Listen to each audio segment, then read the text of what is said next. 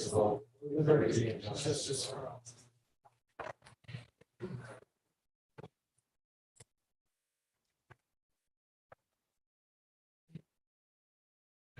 As many of you know, recently we sustained the passing of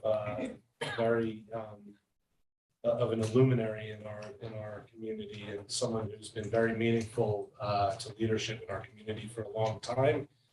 And in a moment, I'm going to ask for a moment of silence for Noreen Kogaruta's passing. Before that, I would like to just say something quickly and allow folks around the board table, if you have anything to add, please feel free to speak. But I'd like to say that the hallmark of a strong public servant is taking unpopular positions when they're the right thing to do. And one thing that Noreen Kogaruta did consistently was support education budgets and special ed funding when it was not always the popular thing for someone in her position to do, to be supportive of. She spent a couple decades as a public servant of our town, for our town, and I admire everything that she accomplished. I offer my thoughts and prayers to Dan and to the whole family. Start on this side. Anybody want to add anything?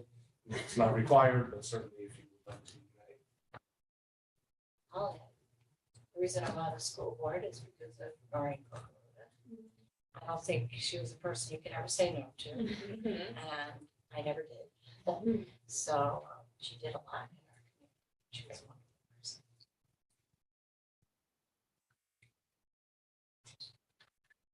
Okay, if we can all have a moment of silence, that would be greatly appreciated.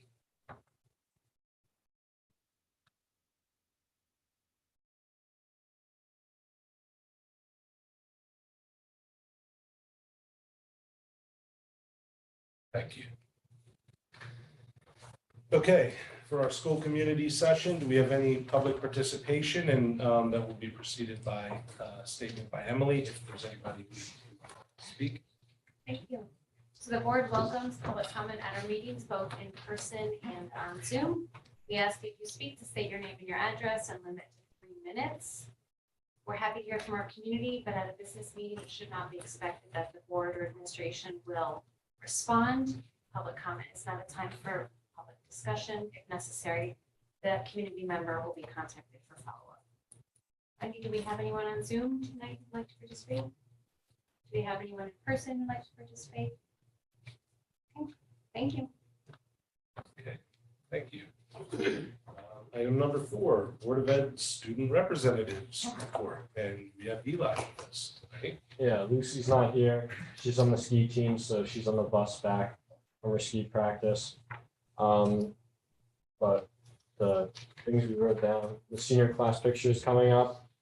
Vibe performance just happened on Sunday, and they persevered through 2 fire alarms in the middle of their performance, but I heard it went really well. I heard everyone performed well, so it's a positive thing. Coming up for me, scheduling process, my last time filling out my classes, and I want for next year. Pretty exciting stuff. Tomorrow in advisory, we're taking a survey for input on what we want in the new community center, which is in the Academy building. Freshman orientation for the class of 2027 is coming up next Tuesday, and then parents will be invited in the afternoon to come in. And just save the date, January 25th, there is a orchestra concert, and that's it. Questions for the student representative? I have. So I would like, if you would, to give me your honest thoughts about advisory. I've heard some things from other students, what they thought it was going to be versus what it is now. And so I'm just wondering what, your experiences with it and your thoughts about it.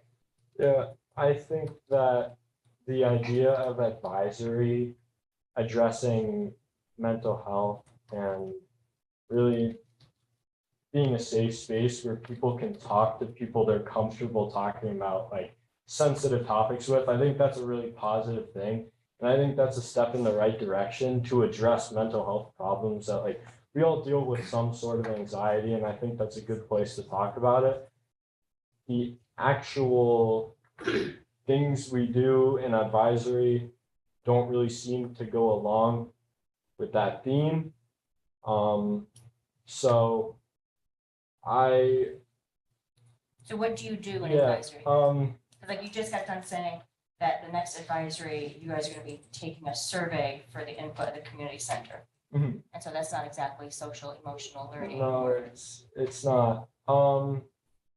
What do we do in advisory? The last time we were given a piece of paper and we had to write down someone's name who we thought was being a good person. We had to identify someone in the school community, like a teacher, another student that we thought was being a good person. I understand that too doesn't really have to do with anyone's social or emotional health.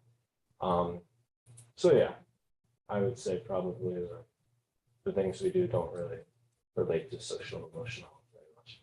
So like one of the feedback things that I got from some students was that they thought it would be something like, talking about things that bothered them or, like you said, a safe space.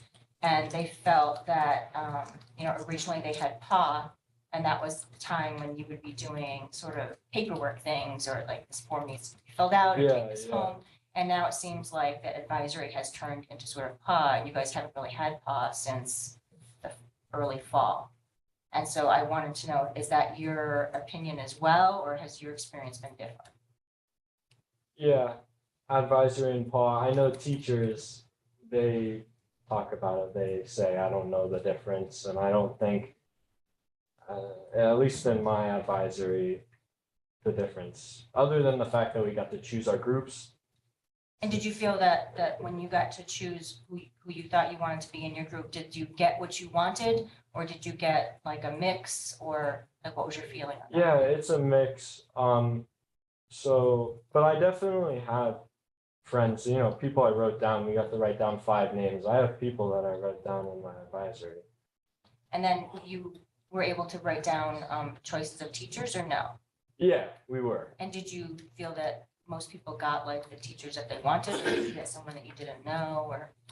I think most people, I personally did not get the teacher I wrote down, but I think most people probably wrote down similar teachers because everybody can't some get the same. teachers are more popular than others. It's just the truth. So not everyone was able to be in one teacher's advisory group. So yeah, not everyone got the teacher.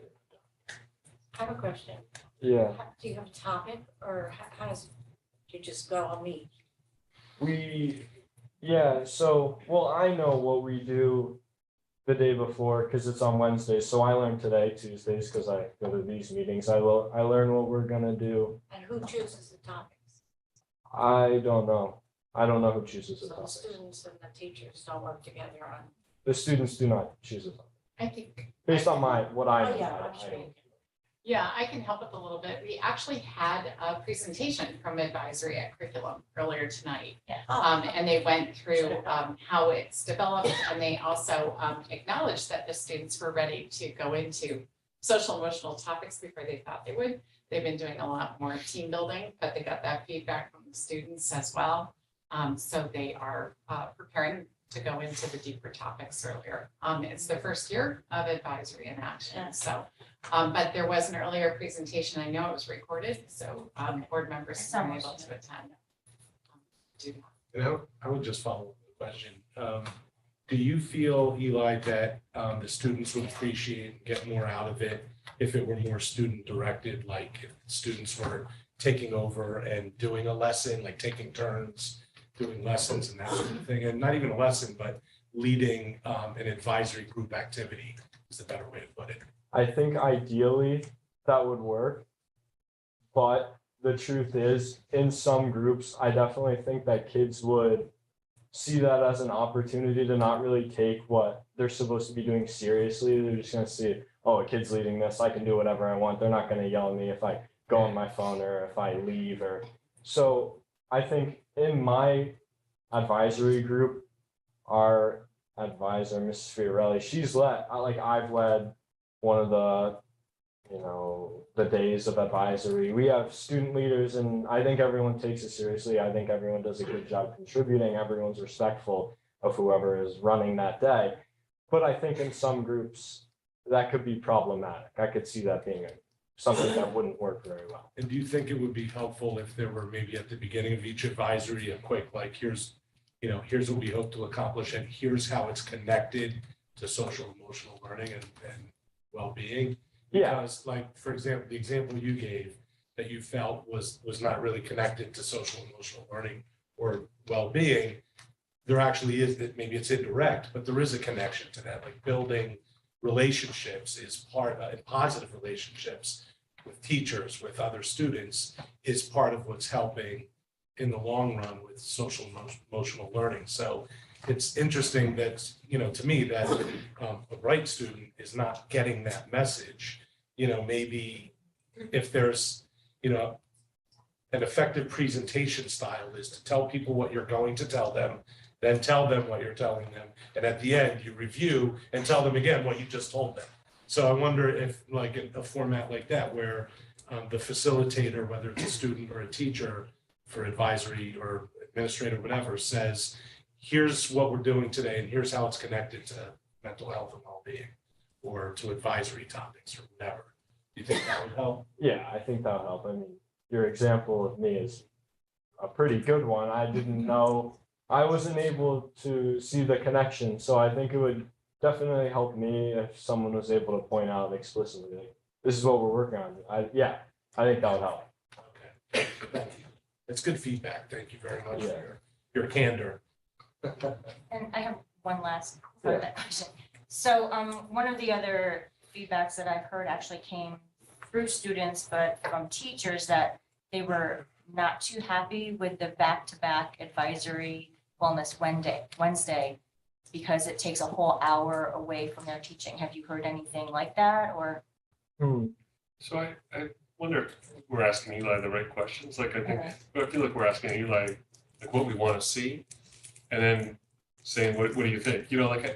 So we did have a half-hour presentation on it. I think maybe we want to bring that for the full board, or have the full board watch that, and then we can ask them, bring a representative sample of students. I feel like we're asking I know we're Eli putting you on to the spot. I talk for appreciate your. 52 advisory groups, and he's part of one. No, I can answer the question. Okay.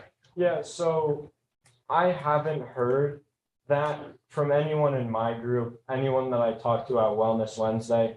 And personally, it does feel a little odd because of the way that the day needs to be structured. There's certain periods, because of like a mandatory lunchtime of 30 minutes, that some classes need to be shorter, like some periods have to be much shorter than others. But I don't think that effect has really been so negative, in my opinion. I noticed that maybe period one is, 5 minutes, 8 minutes shorter than usual, but I never said like, oh, this is really taking away from valuable learning. I never felt that it was a big problem. Thank you. I really appreciate your input. Yeah. It's really good to hear like the student perspective from it, because, we see presentations and we see, Mm-hmm. what you want something to be and how you intend for it to go, but then the reality of it sometimes isn't the same. And so I just was really interested in the student perspective. Thank you. I think Lucy owes you a cupcake or a cookie. I know. You As should a take the razz brunt her of for that. not being here. Thank you very much. Yeah, go home and study. Yeah. Thank you. Thank you. All right, moving on to the superintendent. Thank you. Yeah, very packed agenda tonight. Tonight we have with us Adam from Colliers. Adam, thank you for being here. Graham Curtis, our school building council director, and Bill McMinn from facilities. So we have presented to the board some potential changes in ed specs. We covered a much greater list last meeting, and now have a more refined list. And Graham, Adam, and Bill are here to present the work from the school building. And we do have an action item to follow. Yes. So good evening, everyone. This is a follow-up to what I presented to you all in December with regard to the overall budgetary considerations between both the actual funding for the project as well as the schematic design level estimates and the reconciliation process runs through the school building. So ultimately, there's a snippet of an update for the group here. The ultimate ask, if you will, action item would be the consideration of approving the modified education specifications. So I'll quickly go through what the update is, what happened, and then show you what those proposed modifications would be to the specs. So as just a very brief recap, and once again, this is the same document that I had shared with Dr. Cook, I believe was distributed to the board in advance. There was a reconciliation process that occurred with the estimate coming in at $56.5 million against a $46.6 million budget, obviously a $9.9 billion difference.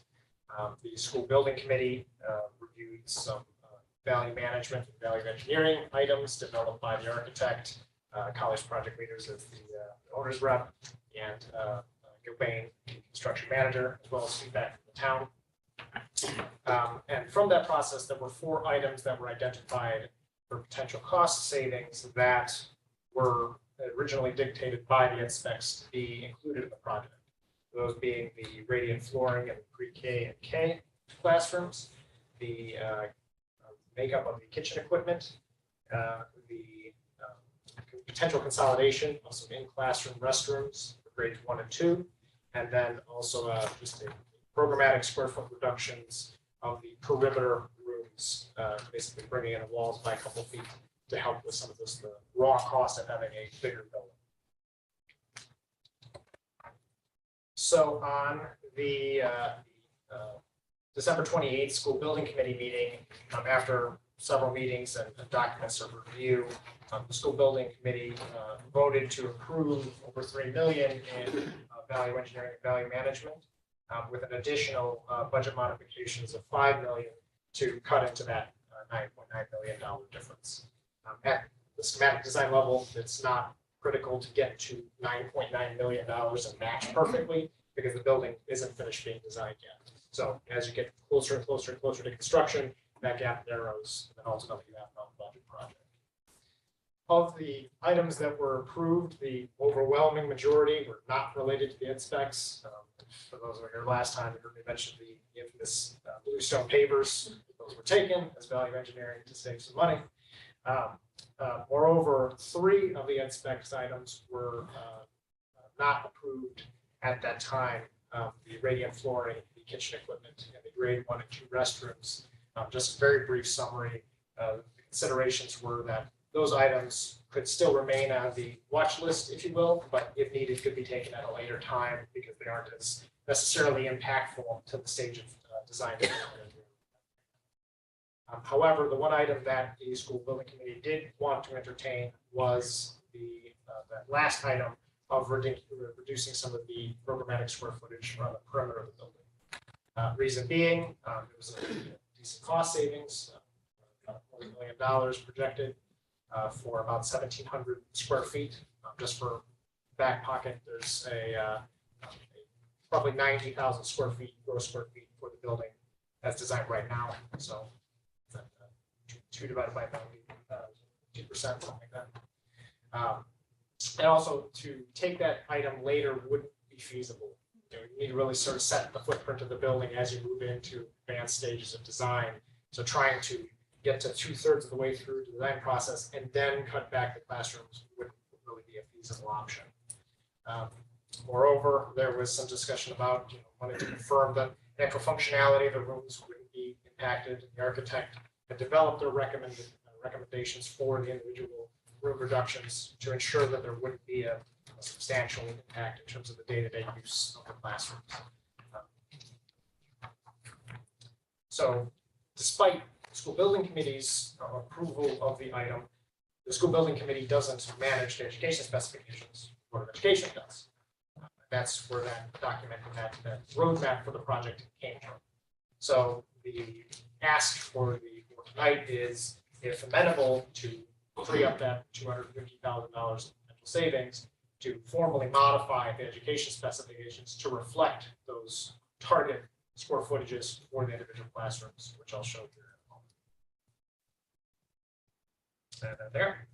So this is very similar to the document I showed the group last time. Just as a quick breakdown for record, there's targeted reductions of 100 square feet for kindergarten rooms, 60 square feet, 90 square feet for the grades 1 and 2 classrooms, and 40 square feet for the grades 3 and 5 classrooms. Music choral room would go down by only 50 square feet, 1,000 to 950. The world language classroom, get a 40 square foot reduction. Pre-K room from 1,000 to 900. I'll come back to the red items in a moment. And then the face classroom from 890 to 850. So some of this was also to be in alignment with some of the feedback that the architect receives from the working group meetings with teacher liaisons and admin staff to have some more homogeneous rooms for future flexibility in case one classroom needs to shift over here or over there. Having them closer to that 850 and 900,000 would help facilitate that design. The two red items were some additional input, again, received through the working group meetings with the architect and admin staff with regard to the pre-K psychologist office, where the ed specs called for 300 for 2 staff and an office within. But as the architect was developing it, 435 seemed to be the more appropriate figure for the amount of staff that needed to fill that space, as well as sort of an offsetting reduction in square footage for the main office secretariat area, where it was at 700 in the ed specs, but the architect felt that 500 was more than sufficient, and we dove into where specific elements might be in that space. And 500 seemed to cover it very sufficiently. So to help offset that increase in the pre-K school psychologist office. So this is from a floor plan perspective to give a sense of where these are all located. The blue areas, I'll zoom in here in a moment. The blue areas represent the general theme of what these reductions would entail. And that's why there's certain programs that are seemingly picked out in terms of language and base classroom. It's because they're located on these perimeter areas. So when you shift the wall, if you're shifting to reduce the grade 2 classroom, it necessarily affects world language and the base classroom. So basically the entire perimeter of the building for both floors on the east half of the building, and just bringing it in by 1 foot, 2 foot, 3 feet. Not sure what the math works out to on each classroom, but if you do that around the entire perimeter, that's what generates the 1,700 gross square feet. And then just for documenting the main office room, this is the area that would be targeted for the 500 square feet. And then the subsequent increase in the pre-K room to actually have enough room to have the secondary office that was identified. So it's a functional, usable space as opposed to working class.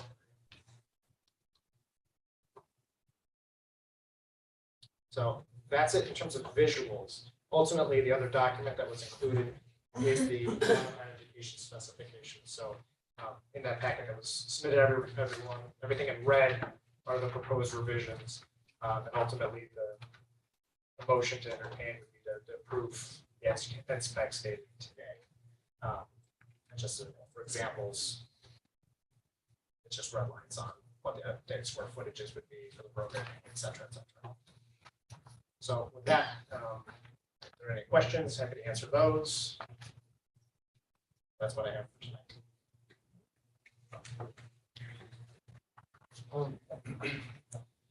I have a representative comment that I do not take ownership of. I heard from somebody secondhand who delivered a concern to me that I just wanted to raise and see if there's a way to see whether that concern is true or not. My understanding is that someone had questioned whether the music room in particular, with the specials rooms, were going to be of adequate space, especially by comparison to the maker space, the new kind of space room. I don't need to put you on the spot. I don't even need an answer. I just, somebody was unable to read. The person that I heard the question from, it was relayed back to the original commenter, that they can participate in sessions like this coming Wednesday, next Wednesday, the 18th, to address concerns like that. I just, as a general matter, want to make sure that we're not, getting it when we're reducing space, that we're not artificially curtailing our music, chorus, whatever room to something below what would be useful. So I can speak a bit to that. The basis for the entire design, square footage, et cetera, were developed through the ed spec development process that occurred before the project started in earnest, if you will, with the hiring of the architect and construction manager. So that was the basis for the individual square footages. I actually did recall seeing, I'm not sure where it came from, but I recall seeing that concern shared. It was very specific about storage and types of instruments and those sort of things that get reviewed and developed throughout, particularly the design development process. Right now, through schematic design, the colloquialism I have is it's a lot of rectangles on the screen that are technically square footages. Once we get farther into the design process, it gets much more into the nitty gritty of how are you using the space? Does a desk have to go here? It actually functionally forming each individual room to tailor to how it's going to be used. So with regard to, for example, the music space, there's the music classroom, but there's also attendant instructional storage spaces that haven't been allocated yet. The interplay between how the music space versus the instrumental instructional space being the stage and the adjacent storage areas there, that hasn't been flushed out at the level of pieces of equipment and pieces of music and that sort of thing. So although it's still early on, those types of feedback has filtered through the teacher liaisons and through the administration staff and whatnot, through the working group meetings with the architect. That's the appropriate form and mechanism to ensure that those comments get put into the design. And then once we go to the design review process and the documents are created, myself and Tecton Architects and Gilbane as the CM distribute that to town staff for comment and feedback. That's also where there's another opportunity to get that data. So it's definitely a fluid process. And although the target for the designers is to aim at the ed spec, because that's what the charge is of the school building committee, how that happens is through those working group meetings and through that feedback process. Yeah, I know we've covered this before, but I can't remember. So I see the design specs are for 640 kids. What's the absolute maximum that we could hold? 700? And another way to think about it is, if I remember, the square footage for the programmatic space is 59,000? Yes, it would be if 56,900 or 59,000? If these modifications would be approved, it'd be 59,950. Okay, and so you divide that by 640 and you get 93 square foot per student. And I know there have to be state regs about a square foot per number of square feet per student. So this is programmatic square footage. So the building would be 90,000 square feet, something to that effect. In terms of what the code ability is for how many people can fit in the building, you see the placard on occupancy of this room. That hasn't been fleshed out yet because it's based on a number of things, egress paths, that sort of thing. So although there is the design enrollment is the key here. That's what is submitted as part of the grant application to the state through their evaluation process. Projection. That was medium high that we did, right? We did medium. Yeah, so we used medium from the projections from SLAM Collaborative. Yes. So from that medium algorithm or what have you that they use to develop it, you take the highest enrollment over an 8-year period. That's what your reimbursement is based on. But if we had to, there's a surge, if there was a surge, I mean, how But flexible? to answer your question, I think what you're asking is, so one of our first moves would be kind of what we're talking about here. The music room becomes a 5th grade classroom. You know, the STEAM room becomes a 3rd grade classroom. Like if you go into Ryerson now, every square inch of that building is used. You know, I think that it's beyond what it probably was intended when it was built. So that's the type of moves that we have. 640 is kind of like, you know, how we were designing it towards. You can go beyond that, you can go below that certainly. So I don't have the number would be for, you know, sort of the bursting at the seams number, if you will. Yeah. But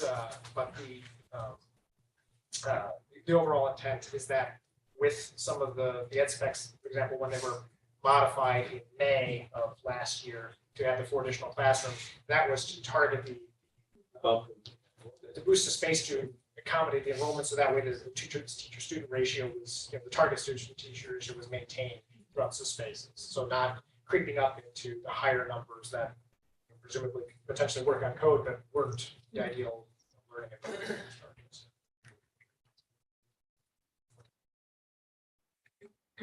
Can you just tell us how the classroom square footage matches up with the other school in town in terms of like?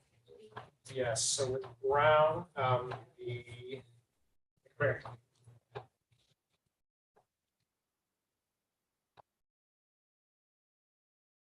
So for example, these are the renovated rooms within Brown, also done by Tecton Architects.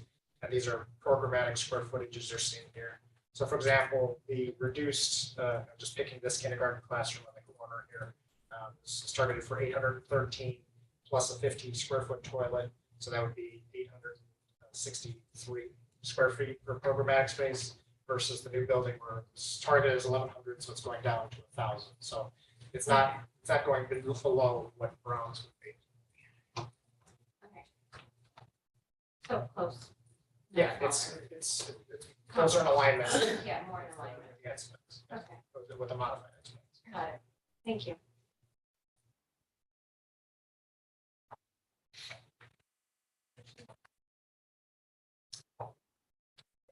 Any other questions? Thank you very much. And so we put the action item here because we wanted to be respectful of Adam's time and Graham's time. You know, Bill has to stay with us anyway, so. You're changing the state. Turn it over to you. Okay, thank you. So I need a motion to approve the educational specifications modifications requested by the school building committee dated January 10th, 2023. Jen, second by Diane. Any further discussion? I just want to thank the work of the committee. I'm sure this has not been easy and a lot of work and extra meetings and chicken over the holidays. And I know that this is a lot. So thank you to you and thank you to the committee. Okay, Graham, thank you also for leading the committee in trying to avoid cuts to the ed specs to the extent you can. And it's a difficult situation that we find ourselves in because of the supply chain issues raising costs and inflation raising costs. And so I know from attending all the meetings that the school building committee has really done yeoman's work with trying to manage all that. And our contractors have all done great work managing it as well. So this is going to definitely have my support. Any other comments or discussion?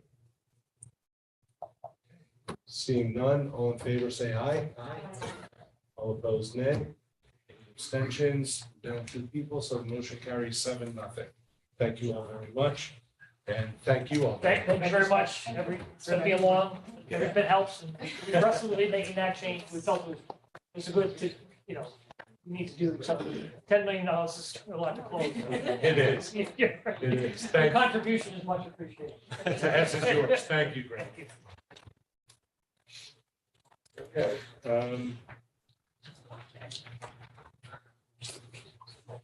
Here, thank you, sir.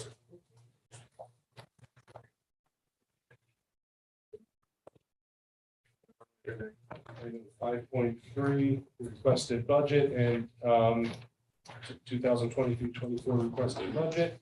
And Dr. Cook is going to be sitting in the hot seat now, presenting to us. Fake's on. Thank you. Yes, this feels good. So We're excited here tonight, the administrative team and myself, to present to you the proposed 23-24 budget. This process seems to start out earlier every year, and where usually we do start in September, and that's really where the earnest discussions happen. I will say, and the board's aware of this, when we finished last year's budget process, even before the budget was finally approved, we made some reductions going into this school year. So I think we've been very mindful of where we are in terms of the economy and being mindful of declining enrollment in certain areas and increasing enrollment in certain areas. And grants have helped support some of those increasing areas. The board's been very supportive of making sure our class sizes are appropriate. And so the work for today became a little easier because we did that work really for a 12-month period.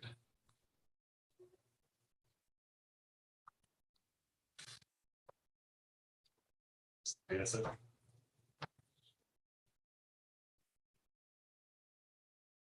We're even saving money on batteries on the point. Yes, we do not spend a lot of money on clicker. Sure you. Okay, so the areas for the presentation tonight. So talk a little bit about the budget process, and we're open to answer any questions certainly on that. The biggest area being personnel and benefits. Health insurance, we break out individually. We don't have good news on health insurance this year. You'll find that we're not very different from any district, in Connecticut and even beyond. But whereas that's been an area where we've traditionally recently had some good numbers, we do not for you this year. Special education, facilities, technology, transportation. We shared other items. We want to be very upfront about the debt service and then the future of the debt service, some areas of discussion, and then we'll review the overall budget. But to get to the kind of the end first, as we like to say, this is kind of the what you're looking to see. Our proposed budget is a 2.65%. That is made up of those areas. What I shared. Without the debt service, we would be at a 3.55. So we do a lot of work, with our colleagues in area towns. Our 2.65 is the lowest I have heard so far of areas, towns close to us. In the 3.55 would still be the lowest so far. So we're not unlike other towns that are starting this budget process or have already got to this point. What I think is different for this year than it has been for other areas, other years, is it's not heavily built in staffing. So we're not asking for additional staffing other than really half of a position.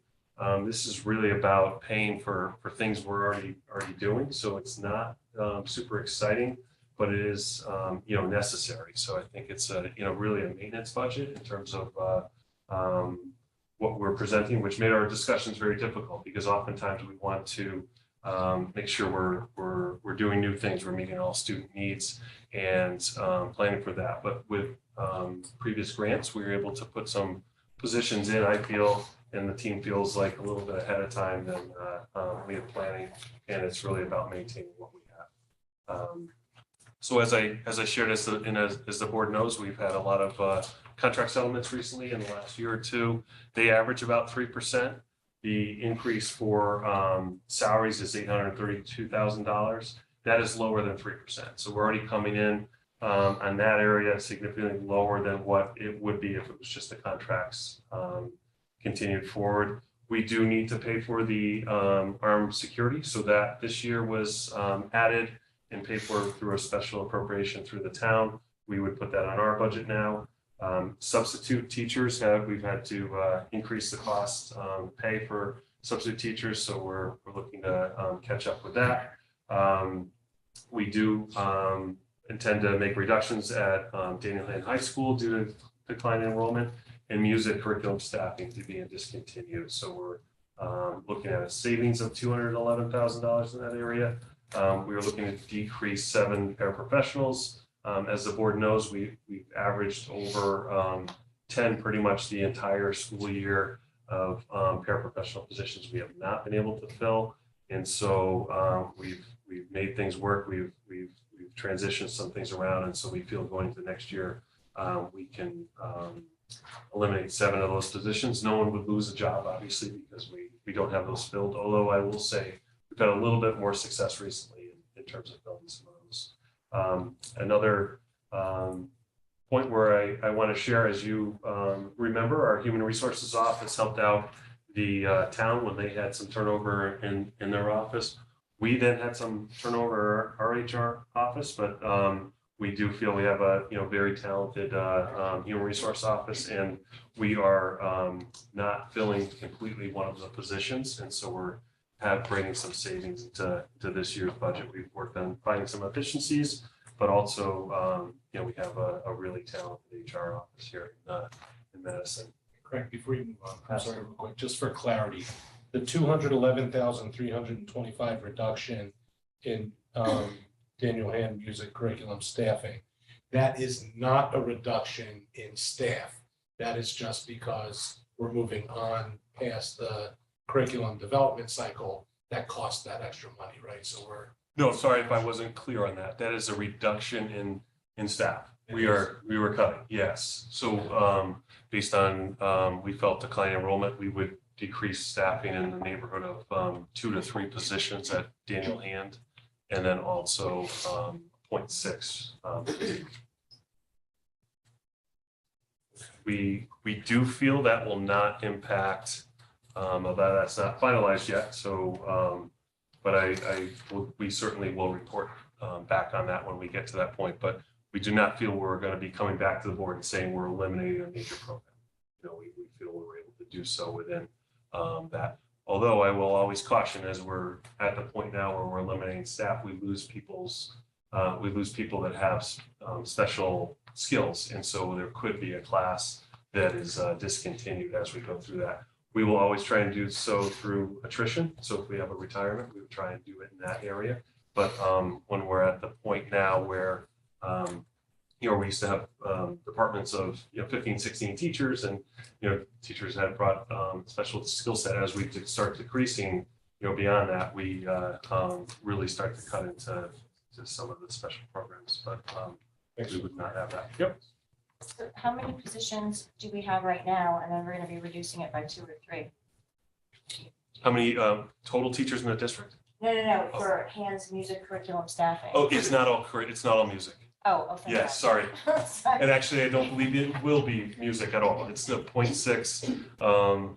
Music is one we know about because of the curriculum. Thank you. No, thank you.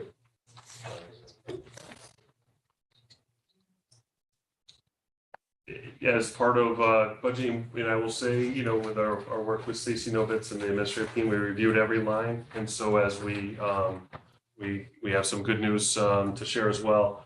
Reduction in early retirement programs. So this is no cost to anybody, or we don't lose anything out of the pension contribution decrease. We do have an increase in unemployment and payroll taxes. Those are just things that go up and down as we go through the years. And also, we are working closely with the town of Madison and are proposing a construction manager to be shared between the town and the board. It's pretty much an unprecedented time in Madison, in recent times for construction. We used to have the position. Get into a little bit of that rationale. We used to have the position up until 2017, and we were looking at returning that position. It'd be funded, as I said, half and half. There's other benefits as well, and it does provide some succession planning for Bill McMinn. We have tried as best we can, and we have not been successful in getting him to extend his retirement yet again. So we do feel that a year from June, we will be losing Bill day to day, and with it, that having somebody to work with him for the upcoming year would be tremendous, for us going forward. Health insurance, as I shared, this is really where we've seen some bad news that we haven't seen recently in other years. It's been between 0 and 50%. we're at 9.4% increase for next year for $750,000. Of our increase, if you think about this, is almost half, 1.25% of the overall increase is just related to health insurance. And we have done a lot with plan design changes. We've done a lot with increased cost share of our employees. We're right, at those higher level numbers in our area for what our employees pay and the plan design that we have. So we've done a lot of that hard work. It's just a function, I think, of what we're seeing in other towns too. We see towns that are currently running a deficit in this area for this current year. We're pleased we're not in that area, but seen a number of towns in that situation, and we're seeing numbers in the high teens to even 20% in some towns. So we're in a way, it's not all bad news. In terms of operating budget, when it comes to special education, as the board knows, a very volatile area in terms of cost as we go forward through the work of our administrative team, public and private placements, which has the ability to go up, in a $500,000 range a year is slightly decreasing. This is less students that are in our care that are outplaced for next year. So we have those by the student. However, transportation as a function of our students, attending out of district placement has gone up, and in town transportation. So we transport our 18 to 21-year-olds. That is a cost. We've had more students in that program. We have bus monitors as part of this as a function of that. So it's a pretty big number, but it's not again, not as big as we've seen in other times.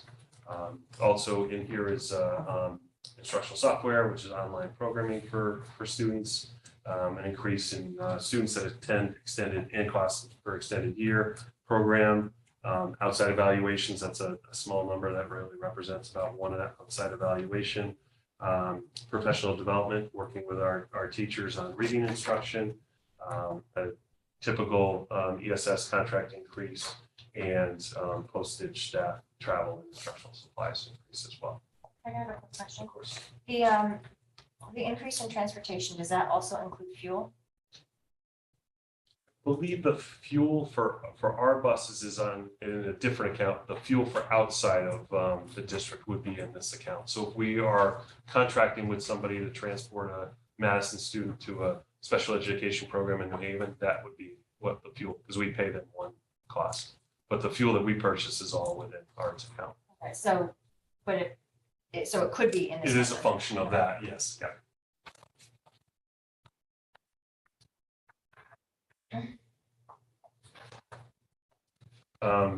No surprise here. We've been sharing this with the facilities committee, and they share this with the board. And as we see in our homes as well, electricity is going up pretty significantly. Natural gas is going up very significantly. And then we already know our trash and recycling bill for this year and next year. Continued with facilities, custodial supplies has also gone up. Again, we're kind of catching up to where we are for this current school year. I believe they've pretty much come close to exhausting that account at this point. And as we did last year, we proposed for an increase in plan and cycle maintenance. We have still some pretty significant needs in our school buildings that we will continue to operate. We want to direct these funds towards Brown School for the immediate future, and also help us offset some of the higher costs of goods and services in that area. Technology, I know the board has asked questions in the past, and this has been a account that sometimes has gone up. This is really just cost increases from year to year, and our new student database that was paid for by a grant to start, but we will continue to pay for going forward. Transportation, through our work of contracting out when we can, and through our consultant work, we have locked in for fuel for next year, so we know it'll be a $52,000 increase. And then transportation contract on its own is going up 2.5%.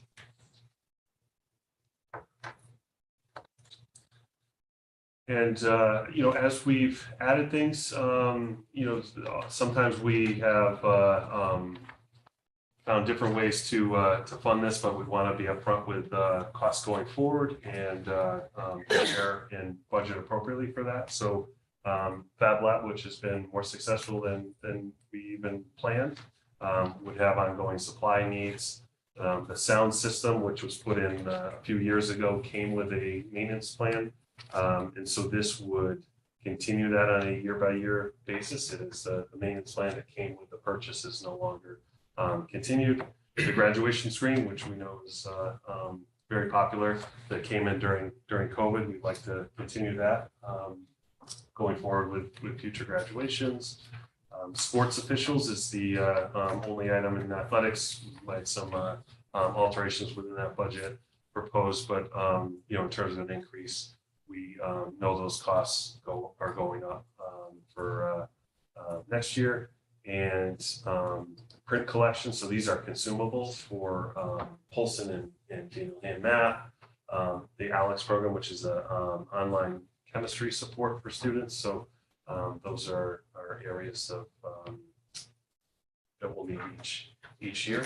And then finally, some other areas that weren't budgeted before: convocation, several dues throughout the district would be added as well. So just a quick question, the sound system maintenance plan, so that's 15,000 per year, Yes. and what does that get us?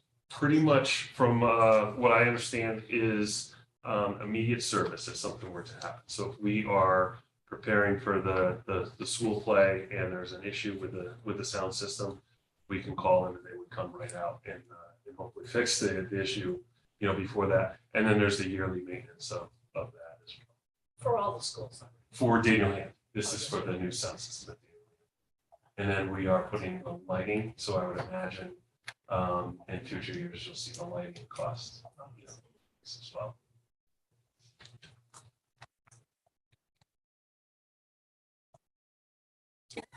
We are fortunate to have expiring debt. As I mentioned, our increase would be 3.55% if we did not have this expiring debt. So we do have the $544,000 that will be expiring for next year.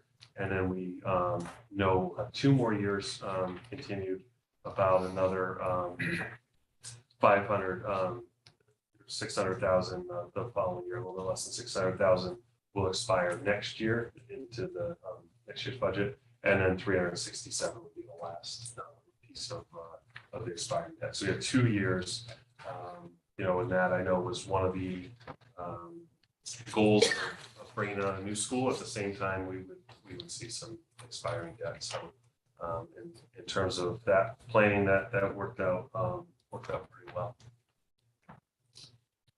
We always, as I shared, have needs that kind of hit the cutting room floor.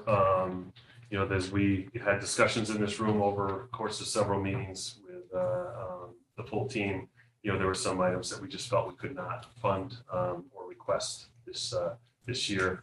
We are always putting forth the 4 positions that we have currently. The social workers have been very impactful in a very positive light.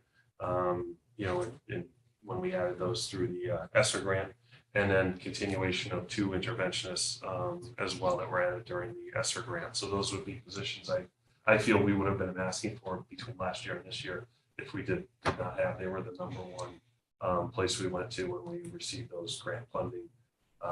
We have put forward the concept of a full-time special ed transition coordinator. As I've shared, that we have many students that are in that 18 to 21 program, and now that's extended to age 22 for students. We do have classroom needs, for classroom furniture needs, that we spoke about quite a bit. Additional payment cycle maintenance funds. There's additional requests for additional music computer lab in high school. We have a brand new lab, and it's been very popular, and students sign up for the course, but it does put some restrictions on in terms of planning, and then potentially different experiences if the class runs without students in that same computer lab. So eventually we'd like to add that. We always have needs for additional music instruments. We have had a request to share with the board last year for the Board of Ed to consider funding for Madison Youth and Family Services. And we feel in the long term that there needs to be improved signage for Polson and campus. So when visitors come onto the campus, they know where they're going for various events and to the main office and things like that. So that's a challenge. It's not an easy fix because we don't own all the land that we want to put the signs on. So we're working on that in the short term to be able to present that eventually. And that could be a CIP project, but we wanted to share that that's on the forefront. We've kept the board updated in terms of how we have spent the ESSER funds and how that's gone. So I have 2 slides that will show the next, excuse me, this is the one that shows the monetary values, but we have kind of slowly decreased the spending in this each year. So we started off funding areas like Promethean boards and the database and ESS at Polson. So as we are slowly decreasing that, we're relying less on the grant. So you'll see we have $216,000 that we're estimating for next year. Many districts are talking about this huge cliff that they're having to deal with, but I think through the board and Stacy Novitz and our work, we were able to come up with a plan that avoided that cliff for the district. And so we combined it between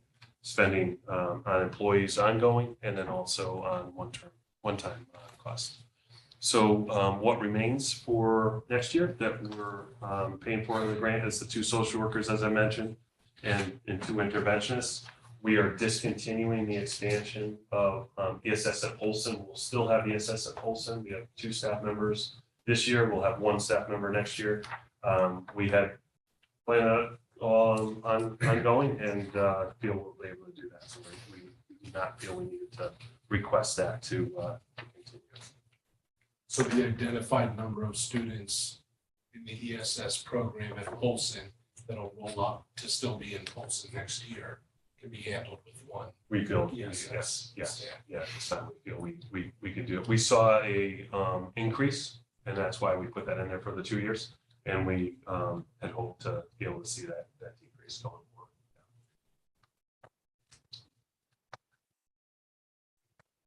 So that brings us to kind of the high level of how do we get to 2.65%.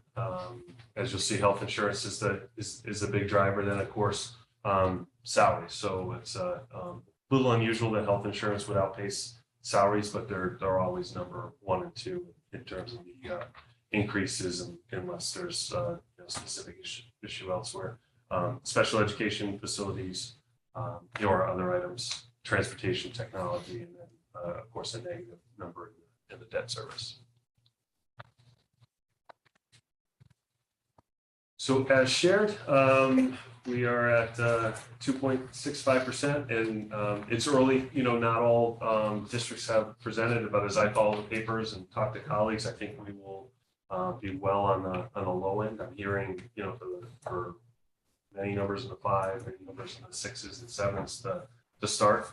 I think because we are so tight in terms of the numbers, I've asked several times myself about the insurance. Do we expect any good news to come through? I'm being told no, and so I share that with you. Unfortunately, we do not feel we're going to get a good news on insurance as we go forward. But if we do, we certainly would share that right away, or any other positive news we can share that would help us decrease collectively the number there. Our next work is next week, so the 17th. We'll be all back to ready to answer any questions. If you have any questions, come up ahead of time. Feel free to share those with us. We'd be happy to come in with those answers. And get that. And if you have any questions now, feel free to ask. We'll do our best. I'd have at least one. Yeah. So I know that we haven't finished all of our contract negotiations. I think we're still in working with Yes. the newest The nurses. nursing Yeah. union, and I know there's not that many people in that union. Right, But I just didn't know if that is factored into this at all already. yes, so Heather puts an estimate in there for. And are there any other contracts that we haven't finished or, no, I thought we did them As of June 30th, we'll be wrapped up and then we'll be back at it again. in the fall. Yeah.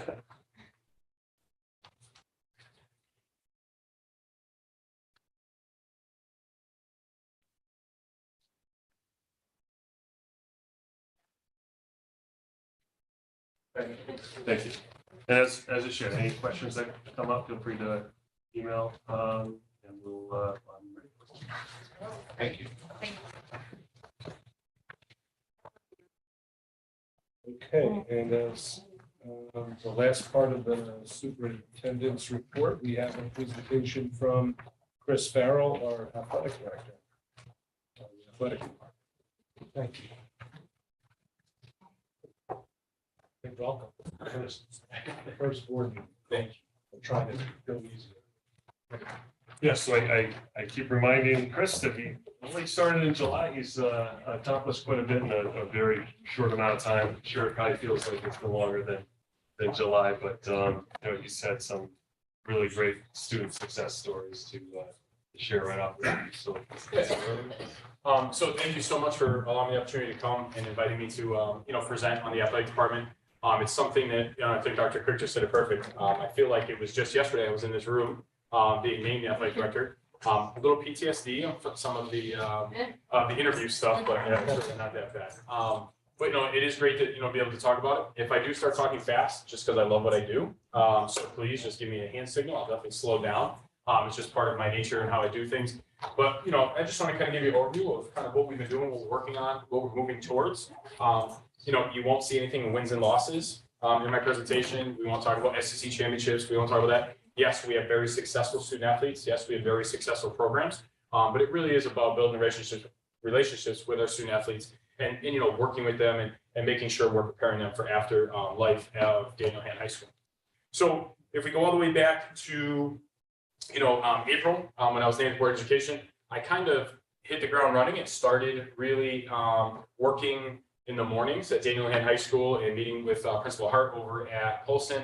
I did that probably within the first week. It was someone that I wanted to make sure that I got to, start getting my feet wet and really knowing the community, knowing all the coaches I'm working with, meeting the students. It was very important to me. So I was going, kind of double duty. I was working at my old district in the afternoon and in Madison in the mornings. And that just really started that whole plan that I sat in this room and presented my entry plan as part of the interview process and really try to make that plan come to fruition and work to, we added to that plan. We've done a lot more to that, sitting with the principals, both at Polson and the high school.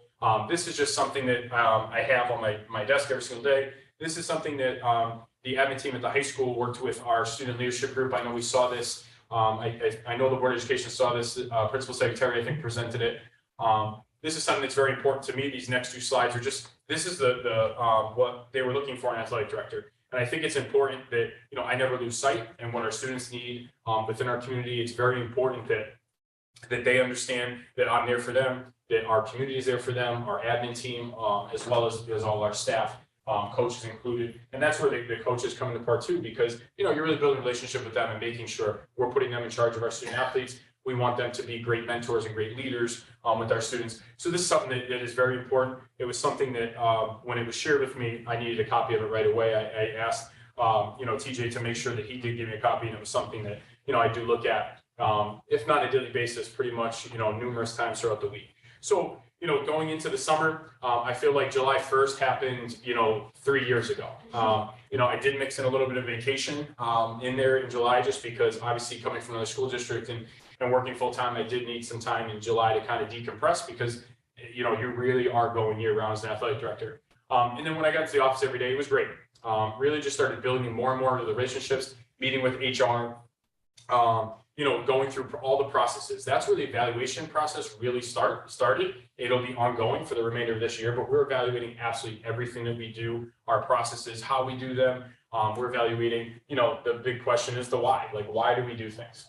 that statement of, because we've always done that, we don't use that. And a lot of people they go to say it now and they stop. They actually stop and they're like, yeah, we don't say that anymore. Because, it's not necessarily about what we've done in the past. Yes, we've had some great success and we've done some great things, but we're going to continue to evaluate and try to be more efficient.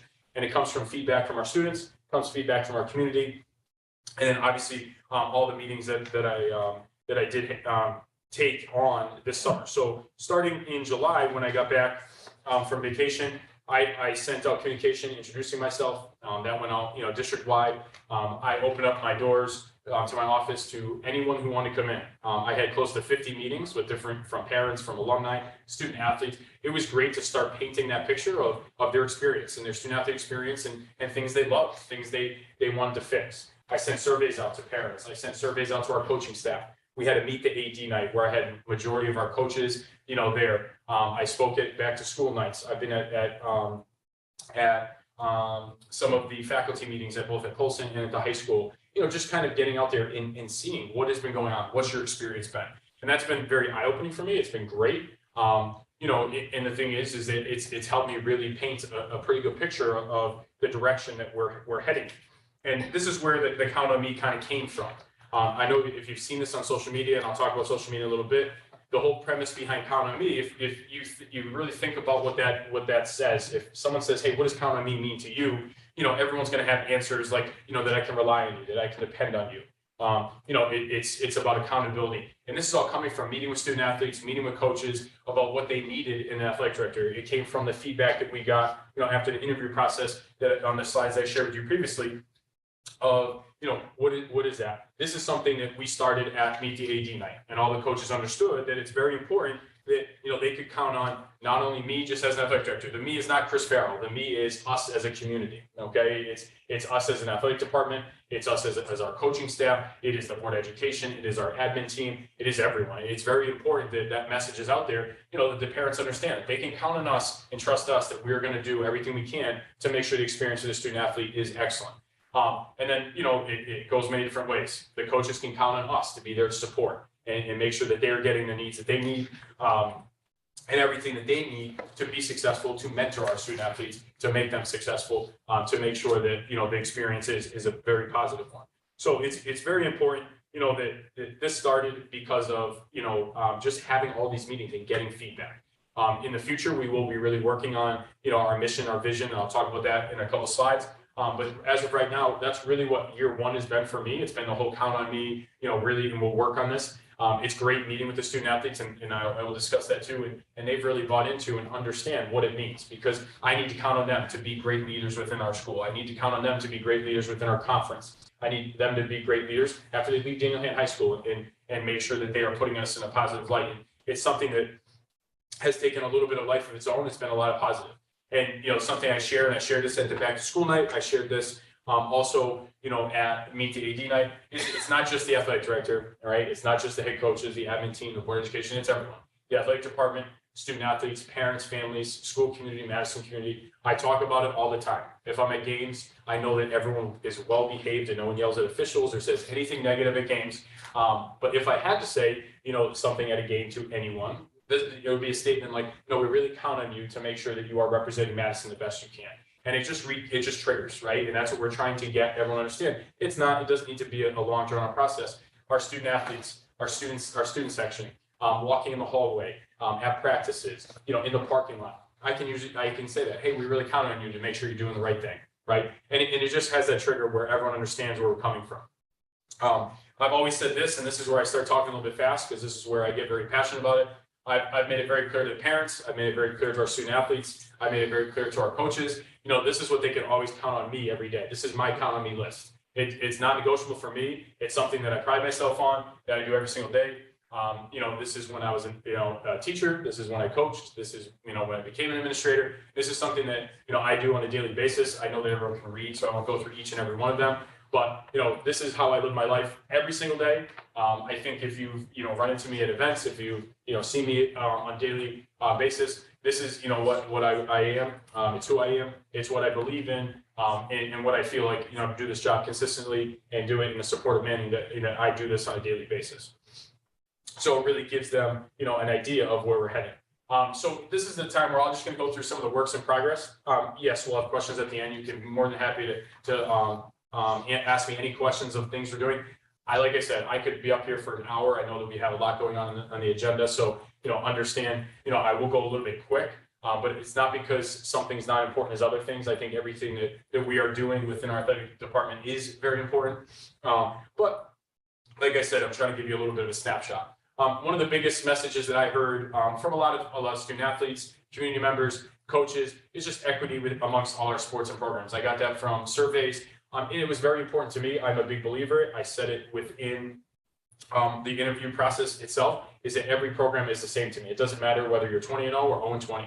It's very important. Every student has something that they love to do, and they have a passion for, and we want to make sure that they feel just as valued as anyone else. So it's something that's very important. I think that if you polled our student athletes at the end of this year, and I plan on doing that, to see, have they seen a difference? Have they seen, hey, listen, it is important. I can count on the athletic department to support us, and that's where it's very important. Communication was another thing that was really stressed through all that. I've heard that word communication a lot, and I think as educators, we hear it a lot. And I've always been someone I've learned, early on in my education career, the more you communicate, the easier it gets, right? So we came up with a communication checklist. I'm just going to click it. And this is something that I let my coaches use. This is something that become part of our handbook. We're in the process of redoing that, and I'll talk about that in a couple bullet points. But this is something that we created as a coaching staff. We put out there, where we can hand this out at parent meetings, and they can understand the rules of communication and just kind of how we're doing things. What you can expect from your student athletes coach, what parents can expect from coaches, appropriate concerns, issues not appropriate. And it really just goes into, it just kind of sets those expectations and those ground rules. It's just having that. And then, it talks about the chain of command, different things. So handouts like the Tiger communication checklist, very important. Because it really just sets expectations right off the bat. Then moving into the branding promotion of Daniel Hay Athletics, hands down, best athletic program in the state. I was saying it before I came here. I'm not saying it just because I'm the athletic director here. I do truly believe that. Being here, since April, technically July 1st, I've got to see it firsthand and truly believe it. It's very important. Through that feedback, a lot of people have been saying, listen, if we stick with the logos, we don't really have a consistent logo. Hands down, everyone knows what the pod is. And I always tell the story. I was coming back from upstate New York visiting family. I was in a coffee shop, really up in the north part of Connecticut, about 2 hours away, like literally just over the border. I needed coffee. I had my tiger paw. I had my hat on, had the tiger paw on the front. Didn't say Madison, didn't say anything. Someone walked up to me and said, "Hey, you're a tiger." And I said, I totally forgot what hat I had on. I was tired, And I said, yeah, but how did you know that? And they're like, oh, the hand tigers. I know that logo. And it was awesome to see, that, hey, listen, everyone knows who the paw is. The paw is on the basketball courts. It's on the football field. It's on the soccer field. It's everywhere. You see it in the youth leagues. That paw will never go anywhere. But having conversations and getting feedback through surveys from parents, from coaches, the biggest thing is there was like 16 different tigers. I know I'm making up the number of 16, but everyone had a different tiger. And there really was no, rhyme or reason for having, different tigers.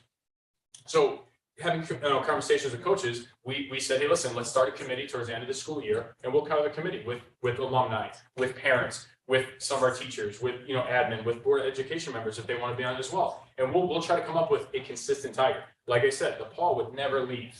So we started that conversation at the coaching level and student athletes. And I'll talk about that in a second. These are all things that the student athletes have said. It's very important. Some of our school colors, right? I met with Rita Boland and we went over our school colors.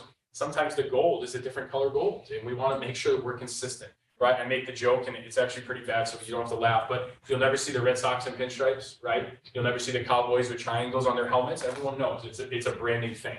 It brings pride to your community. This is a community full of pride. We love athletics. We love living in Madison. We love to, be a Tiger. It's very important that, we start that process.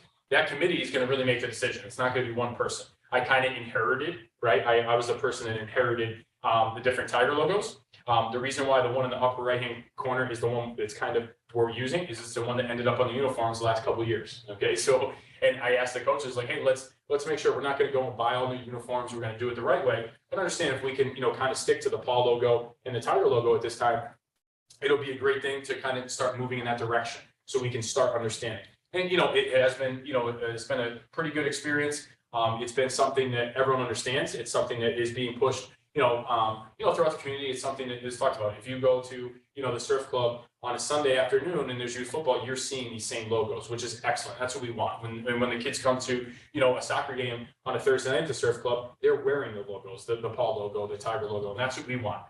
We just don't want you go season to season or sport to sport, we have different logos. We're all playing for the same. So that's why it's very important here in Madison. We do look at that, and whatever the community decides is what's important. I mean, it could be that, yes, we decide that there needs to be 4 different Tiger logos. It could be that, we need to totally get rid of the Tiger logo and use the Paul logo only. And that's fine, but it's really going to come down to that work that we will, continue to keep working on to make sure that, we're doing what everyone in Madison needs.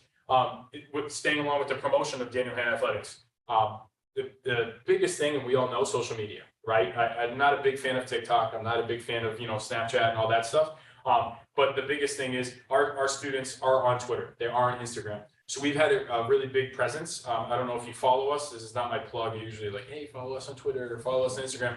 That's not what I'll do. But it's something that our student athletes, do understand. So if you go to our any of our social media, whether it's on Facebook, more Facebook is really for the parents. That's what we kind of, in the athletic world, a lot of the parents love the Facebook piece. Twitter was for student athletes. Now it's kind of become more adult. And now Instagram is really taking over for the kids. I won't go to Instagram, but I'll just show you just some of the stuff we are doing. So if you've been able to see, some of the things, we really focus on just how we are branding, obviously the Count on Me stuff. Tonight, this was earlier today. I did this when I was at gymnastics earlier, but we're doing a lot of graphics. So our boys swim team won today against Waterford. They took a picture after they won. They sent it to me. We're photoshopping it. We're putting it onto presentation, just promoting. Oh, I clicked stuff. I'm sorry. All right. Just promoting as much as our boys are over at East Haven tonight. So this is their game day tweet. The kids love this. It's something. What I've also learned is that they don't like and retweet stuff on Twitter because it's not cool. And if the parents do, then the kids yell at the parents. So it's really funny. And the parents have said like, yeah, I really like that, but I couldn't retweet it because my kid gets really mad at me. But it is awesome to see. You can see the activity in the bottom left-hand side. It says 263 views. So you're seeing that people are, clicking on it. They are seeing it. It is awesome. And then on top of it, the kids absolutely love it. So we have like media day. We will start doing it more next year, where I'm taking pictures of the student athletes. We're photoshopping them. And it's funny because the kids are like, I feel weird, but then they see the graphic and they absolutely love it. So, we do this for all the sports. Like this was gymnastics meet day, today. Going through our girls one last night. I don't want to go through, I retweet a lot of coaches. We're pushing the coaches to do stuff. So Coach Becker talking about weight training, and we're retweeting it, right? It's a platform to get promote our student athletes and get that out there. So I won't go through all of it, but it's just another avenue. And it's something we've really put a lot of work into with Instagram and Twitter to make sure that we're promoting our student athletes as much as possible. Actually, let me just find one. The next one is the NLI stuff. So obviously your national letter of intent, we're very fortunate enough. We had 2 student athletes sign national letters of intent earlier on signing day in November. I'm just going to try to get to it really quick. We use the bridge. The bridge is perfect for, just having a nice little ceremony with family and have the coaches there where they get to sign their national letter of intent. Both students are actually going to play lacrosse. Once Will Klein's going to Mount St. Mary's, and Lydia Dorez is going to UVM, which is awesome. We're very happy of them. I'm just going to try to get to it. I have so much, sorry. Let's see if I can do this quicker. If not, I mean, you can get to it. I don't want to waste your time going through Twitter, but and we take pictures and we have that moment where they're signing their scholarship letter, which is awesome. It's something we'll continue to keep doing. It's something that was always done here. We're just trying to take it to another level with our student athletes. We will have another signing day coming up. The students all get a survey. They let us know when they are. They got a Google form when they are, decided to make a decision where they're going. If they're going Division 1, 2, or 3, and then in April we will do a full celebration with any senior athlete going to college. We will do a big celebration. We'll have light refreshments. I'll make sure that the Board of Education is invited, and we'll take one big picture with our senior athletes so that we're doing that. We'll celebrate them together because it is a huge accomplishment. If you have your phone. This is something that you can take your phone out. We try to, of course, now I'm messing with technology. We try to really work on with technology and reducing paper. I did put the QR codes. I'm going to go to that sheet in a second. So at our games, we're posting this, we're putting them in frames and we're putting them out there. If you have your phone and you scan it over, right now it's going to bring you to your expectations. It'll bring you to this page. So parents are walking in, they're just literally with their phone. It's going right up, and it's really cool how it presents on your phone, because you're able to go through. So every time you go to a basketball game, it's going to go through our important. We need to be able to count on you, right? There's that saying again, to cheer positively. I won't go through that. We are a class act school, and I'll discuss that in a little bit. It's an initiative the CIAC does. And the biggest thing is just to be the standard. That's one of the ones at the bottom. It's very important. It was awesome today at Polson. The girls played Hamden, and there was probably about 40 boys from, the basketball team, because their game got switched to tomorrow. And, they're all in their jerseys. There must have been some type of spirit day at Polson today. Everyone was in a jersey. Not sure what the milk jugs were, but it was great seeing them there. And we have a lot of that, and it's very important that we do make sure that our fans, not only our student athletes, our parents, our community, and anyone that comes and visits our facilities are making sure that they just need a little reminder sometimes that it is educational based athletics. So this is where you go into important game day reminders that everyone's seeing this. You scan this, you're seeing it. And I always say, if someone says, the rules aren't posted, when you walked in the gym, we just asked to scan it really quick. We also have extra copies for some of the people that forget their phones. And then to count on me, we put pictures up of the staff with names, right? Everyone always asks, which is great. We put the rosters up with numbers so they can all see this right in their phone. We're not printing paper out. You're not doing it every single day. It's something, like I said, moving in that direction. Boys basketball, love the picture of Coach with his baby girl, who just had a second baby girl. So he's very excited and losing a lot of sleep. And then obviously the boys. And then we also always put the away roster on too. So anytime anyone comes into our gym, to the football field, to the soccer field, we're doing the away rosters as well. It's a great way to kind of welcome them. We don't give them a cool graphic. We take it right from CIAC just because there's not enough time in the day. But there's just another way that we are, making some changes that make it more efficient, make the experience a little bit nicer as well for our student athletes and our families and our parents, so that they are, happy when they come to our athletic events. So let me just jump back. All right, and then, the budget evaluation and team uniform cycle and selection, that's something I spent a lot of time on. I take that very seriously. I know I talked about it in the interview process as well. Running an athletic department, everyone thinks it's really funny, right? The police officers, the ambulance, we need all of them to run our events, right? All the extra costs that it takes. Everyone thinks that we're making money, right? They think it's like, the University of Texas, where you can fill a stadium with 70,000 people, right? And you're making money, and they don't understand that we lose money every time we have an event because of everything that we pay for. And we understand that, but, the costs do go up, and it's very, it's part of my job to make sure we keep the cost down, because if we keep the cost down, it's obviously making the situation better for our student athletes, money that can go towards, the things that they need to, make the experience even better. So that process was great. I met with coaching staff and our admin team at the high school as well. TJ really helped me go through, some of this. And then obviously Stacy was huge, but went through and I itemized absolutely everything that we spent money on. It was a long process. It took me over a month to get done and just go through it and really highlight what we spend money on, what we can be better at, and go through. So that's some of the things that we'll continue to work on. And then obviously reviewing and strengthening our policies and procedures. This is something that every athletic department should do on a yearly basis. It's a process that happens throughout the year. Our coaches have a say in that, and we'll continue to keep, working on that, looking at the handbooks, making sure that we're reviewing them. That's something that I wish I could have got done in July and August, but once again, coming into a new school district, getting that done, it's something that we'll be all set for next year, and we'll go through it. And right now, all the coaches know, and when I have the end of the season evaluations, they're going through the handbook, they're making notes, we're changing things, we're adding things. And we'll come up with a whole new, I shouldn't say a whole new, but we'll make sure that we come up with a more up-to-date policy and procedures as far as, how we do things. And that's where it just sticks in with create and revise separate parent, student, athlete handbooks and coaches handbook. Right now, it's all one. We will separate them. It's very important. It's something that started happening within the last five or 6 years across the state. Very important you have two separate, so there's no confusion. You can get to it. You don't need a document that's 400 pages, where you can kind of reduce that. So that's all part of the work that we are doing. And then I know I mentioned it earlier, but we will build our mission, our vision, our core values of our athletic program.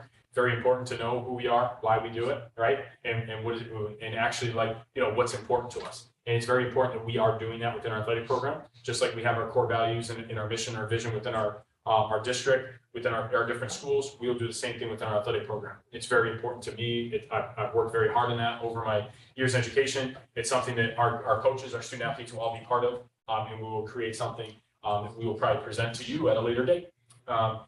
We started the process of evaluating our boosters, policies, and procedures. We had a big meeting, a big Zoom meeting, and it was one of those hiccups that I still kick my butt and kick myself in the butt a little bit.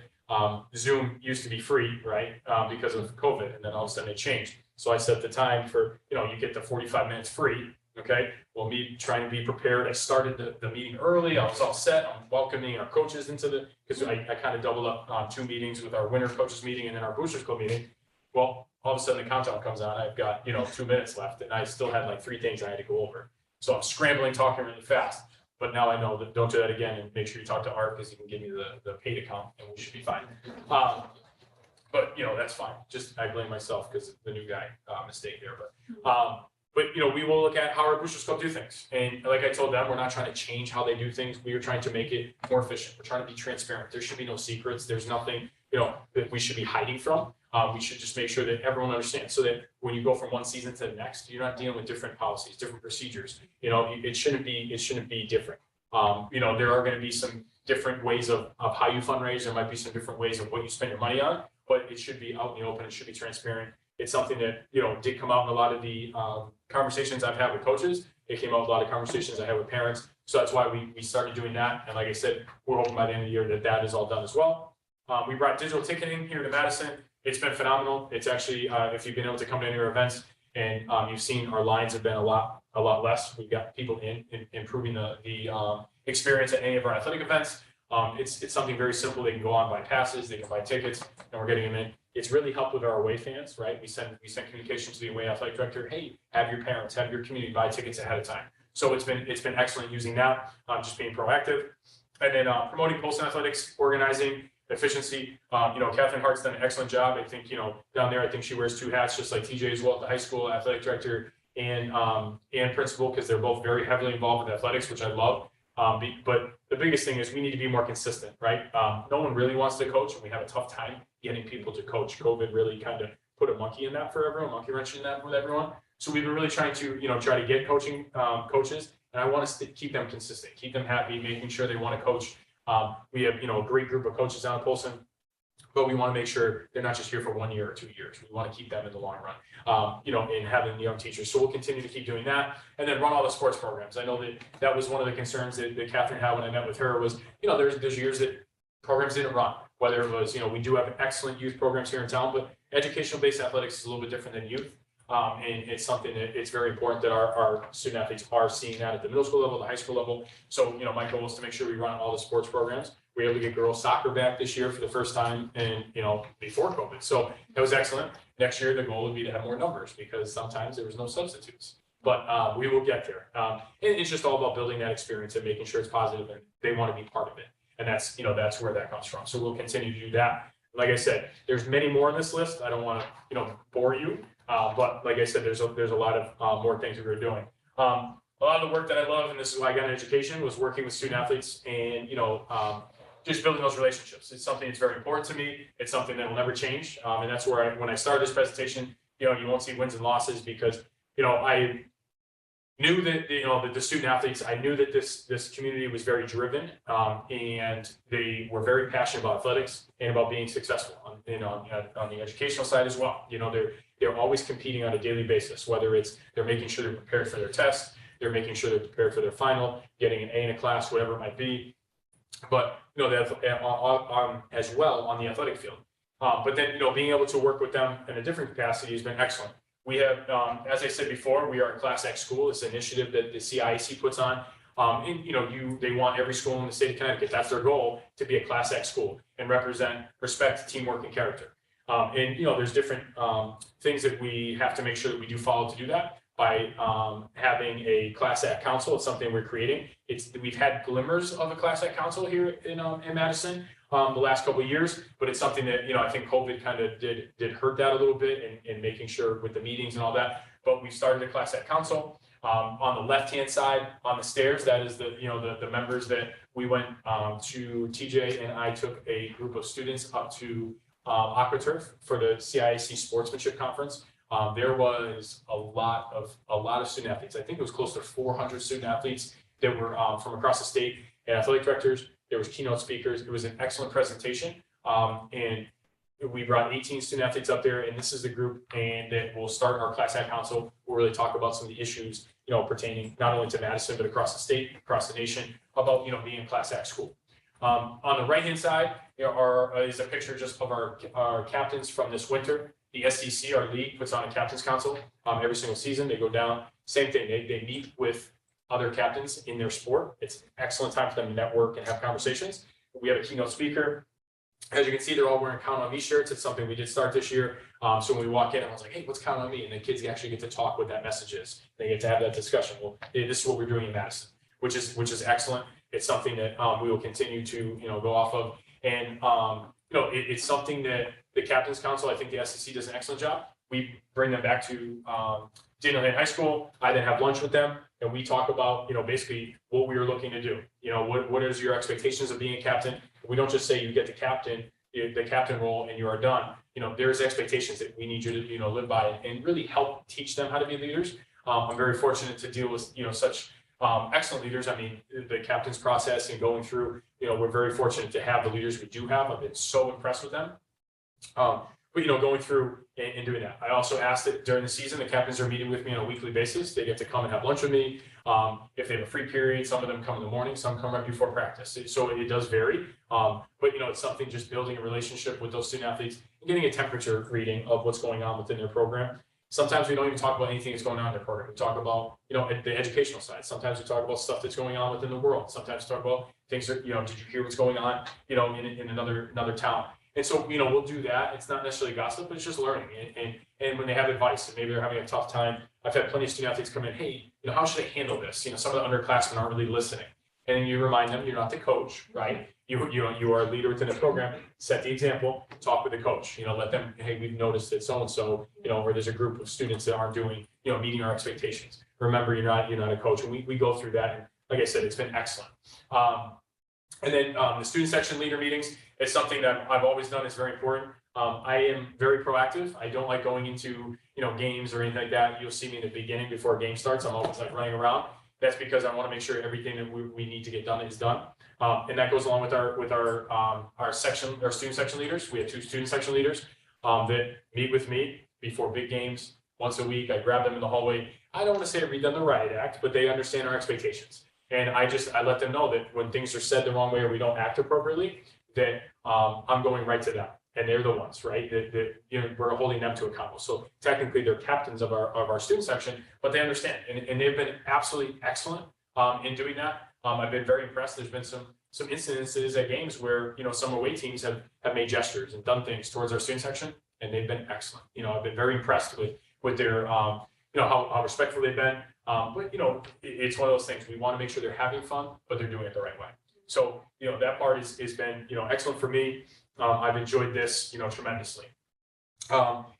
That is it that I have to present for you, because I know that there's probably questions, because, I know that you guys have a busy life as well. I've got to see many of you at athletic events, but I just want to offer the opportunity, just, if you do have questions for me. But I always use this analogy all the time with everyone. I don't know if it's even an analogy, but being an athletic director is kind of like you're flying the airplane, at 30,000 feet. Athletics doesn't stop, right? So if something goes wrong on the airplane, I can't land and put it in, into a hangar, fix it, and then take off again and go back to a destination. The airplane's always flying. So sometimes I'm fixing the airplane, while we're trying to get to our destination, and we're going full speed. And sometimes I have to serve people that are on the plane. Sometimes I have to fix the bathroom. Sometimes I have to change direction. It's all part of it. And that's where, it can be complicated. I wish there was more than 24 hours in a day, because, I do spend a lot of time doing this. I take pride in what I do. And ultimately by, making it better and flying the plane more efficiently, it makes the experience of our student athletes better. So we will continue to keep doing it. I know it's been kind of a whirlwind. I can't believe it's January and we're already almost halfway through the winter season. Before you know, it'll be through year 1 here in Madison. But, looking forward to some of the positive changes that, have occurred from a lot of the stuff that we've evaluated since I started, officially in July. So any questions for me? I get to stop talking. I hope I didn't talk too fast. That's great.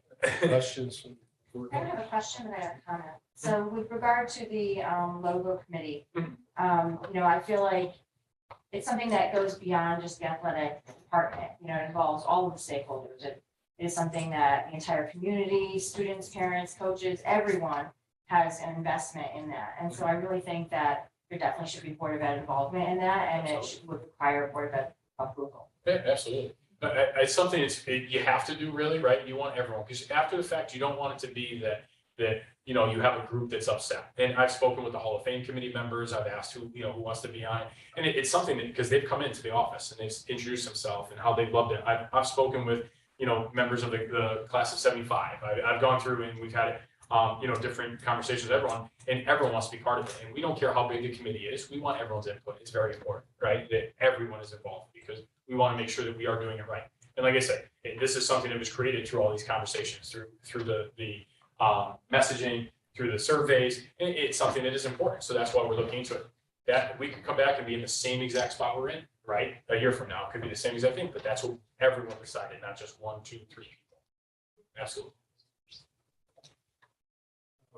I wanted to comment. First of all, thank you, welcome. I love some of the new initiatives that you've started, and I can feel it filtering down through the teams and starting to slowly turn the culture on the student athlete side and on the coaching side.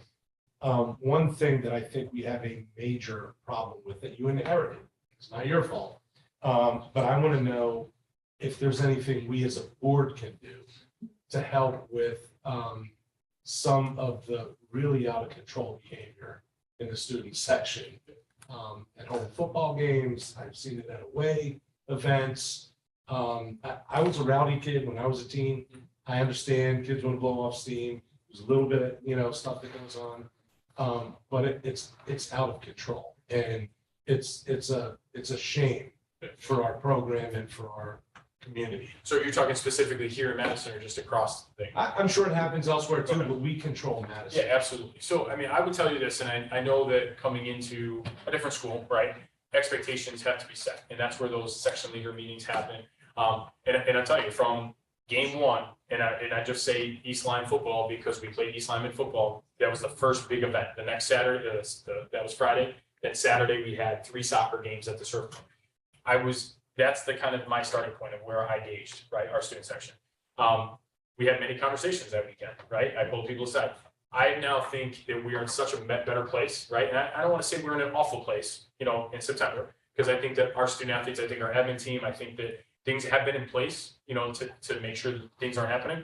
But now that relationship piece with our student athletes is there, where all I have to do is shoot a glance now up into the student section, and it automatically stops. And if there's something we don't like, right, we're addressing it. And the other thing is, we're a team. So there are, they're hearing it not only from me, they're hearing it from our admin team at the high school as well, whether it's in passing time, whether we're pulling them out of the study hall, and just saying, listen, this is important. So I am pretty impressed with that. I wouldn't say that I've been embarrassed. I haven't, but I've been in situations, through my career in education, in athletics, that there's been embarrassing situations. We haven't been there yet. And I think that we're heading in the right direction. We're not going the other way. So as far as help from the Board of Education, I think we're heading in the right direction. I really do. I don't think that there's anything that we can do extra right now. I think we're going to continue to stay the course and really go review expectations and make sure that we go into a game. And it's great before you go to a game, and we'll use Guilford, right? Football on Thanksgiving. I mean, if you went to the game, you knew there was thousands of people there, right? We're getting there. We're having conversations. We're visible, right? They know we're here. The admin team is there. Everyone is there. And we're having the conversations. Hey, make sure we behave today. Make sure we're doing this. And it's been excellent. They know. And they want to make sure. We're talking about being the standard. We don't do that. And we've talked about examples across the state. When I meet with the captains. The best thing I've seen is the captains, if they hear something in the crowd, and we might not even hear it. It might be whispered. It might be, sit something low. And they're like, hey, cut that out. So our students are taking initiative. And that's what we want. So, Seth, like I said, I think we're heading in the right direction. I don't think we need help. If we do, I definitely will ask. And sometimes I know it's a few bad apples. I get that. And all the rest of the cheers are fine, but it's just. But at that particular game, there were so many kids, and they were really good. Yeah. And we were there for. Yeah, I'm telling you, I've been very impressed. I have been. On Well, both just keep sides, up the Guilford work and and Yes, over time, I think, without a doubt. Thank you. Yeah, no problem. Any other questions? I will add, because I've been in multiple districts, I've been to a lot of sporting events, things like that. Our administration is the most active I've ever worked with. I take no credit for this. It was prior to me being here, and they just continue what they were doing. But our administration is so active. They stand in front of the football and they walk up and down, they walk, around and things like that. So they're very actively involved with the students, and they, it's very helpful. I have not always experienced that, as a visitor, as a, superintendent in my own other districts. So, I appreciate it while they're here, because I know they give a lot of time, Melanie, TJ, Brian, and Chris for that. So, and I know Catherine's and Martha are at their events as well. So I just want to share. Fortunately, we have principals that are very athletic minded. They enjoy it too, for the most part. I'm sure there's nights they'd rather. All right. Thank Thank you. you. All right. Yeah, Bye. so much. That's great. Okay. Thank you, Liz.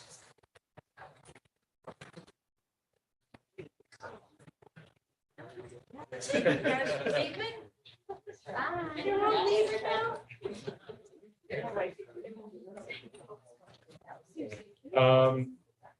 Item number 6, board member comments. We have a busy agenda today, so.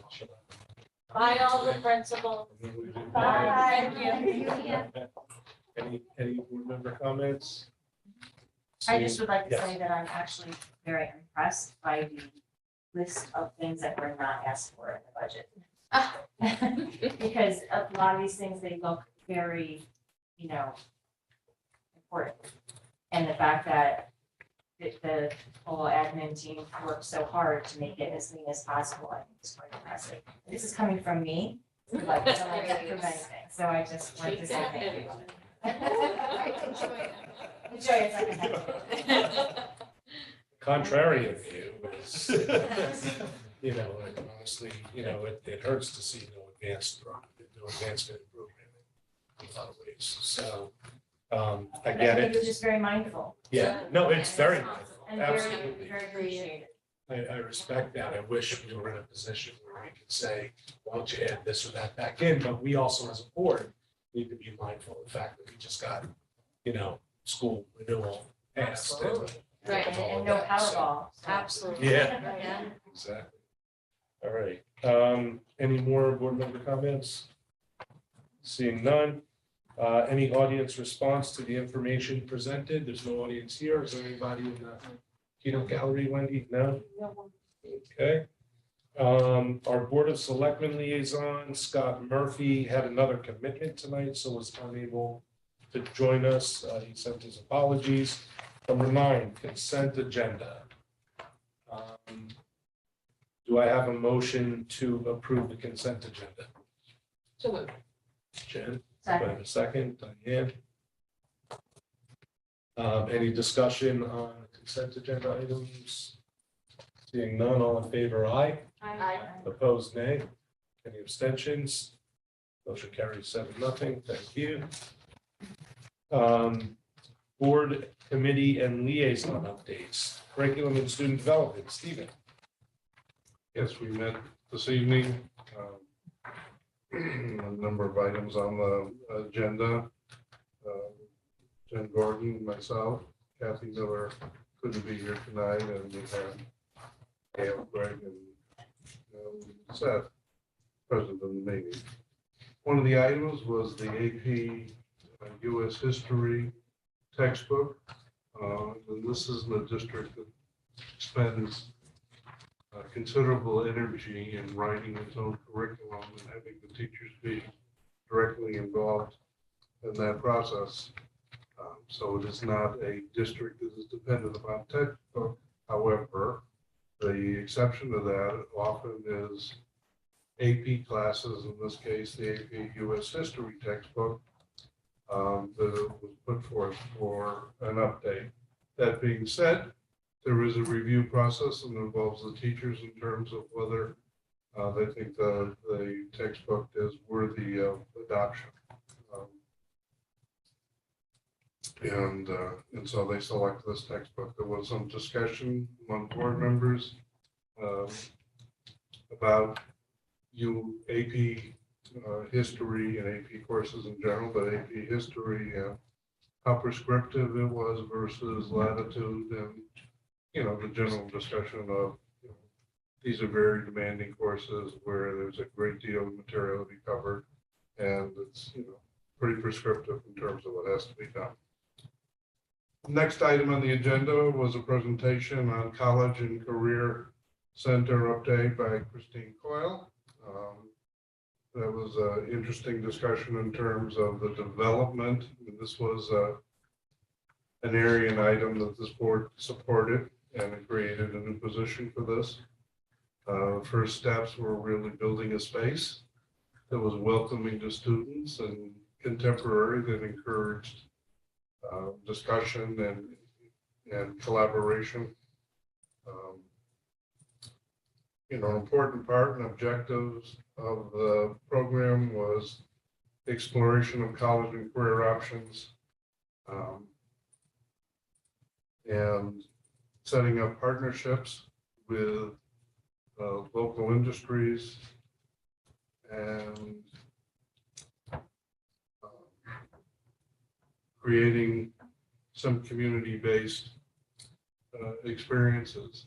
The process involved, you know, career interest profile, and they used Naviance to do that. So the beginning process was really trying to determine where students' particular interests and strengths are, and then being able to utilize that to have deeper discussions about possible careers in directions that might align with the students' interests. The underclassmen begin with those profiles and investigating careers. The upperclassmen, at this point, the program involves individual meetings, some workshop and group sessions, and building in some social emotional learning curriculum work is in progress at this point. Continuing work is building community partnerships, job shadowing, meeting with industry folks, having industry folks come in. They've begun a process of being able to offer college credits for some of the tech courses at the high school through Goodwin College. Board member question and comments. Jen asked about whether there were timelines available for parents in terms of the college choices and career choices, and comments from Seth in terms of a discussion of celebrating of the broad range of career choices for students beyond the traditional acceptance to, you know, the top colleges. The next item in the meeting was the advisory. There was a presentation that really outlined that this was a work in progress. It started with the fundamental idea that it was designed to cultivate and develop relationships between young people and the staff. They referenced a survey in which the students said, you know, they felt pretty confident that teachers were very concerned about their subject matter and students being successful in that, but they weren't really sure that there were folks they could speak to about other things. And consequently, that became some of the focus on the advisory. There had been a number of sampling of students in terms of their interests that have been guiding the program. It is delivered by all of the teachers, and these are 20-minute weekly meetings, and there exists 52 grade level groups. There have been considerable thought that went into the formation of the groups. There's a volunteer faculty committee that guides this process. There's also a student committee, and the continuing goal is to increase the level of student leadership in this process. And it's been a learning process, as I said. The place they started with in terms of activity, the feedback from the students was that they could go further and they could go deeper sooner than the folks thought.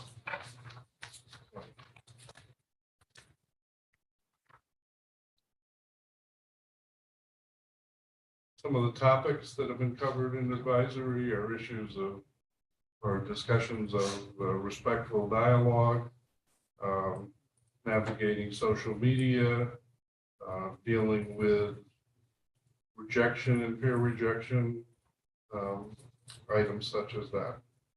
The last item on the agenda was an update from the assistant superintendent on the state reading waiver update. This is something that I had the opportunity to see firsthand over the past week, and I will say, you can't possibly appreciate the level of detail and the validation of what we do here in the district in this waiver report, both in terms of group and school student achievement down to every individual student in every form conceivable. It's amazingly impressive as a board member and as an educator. And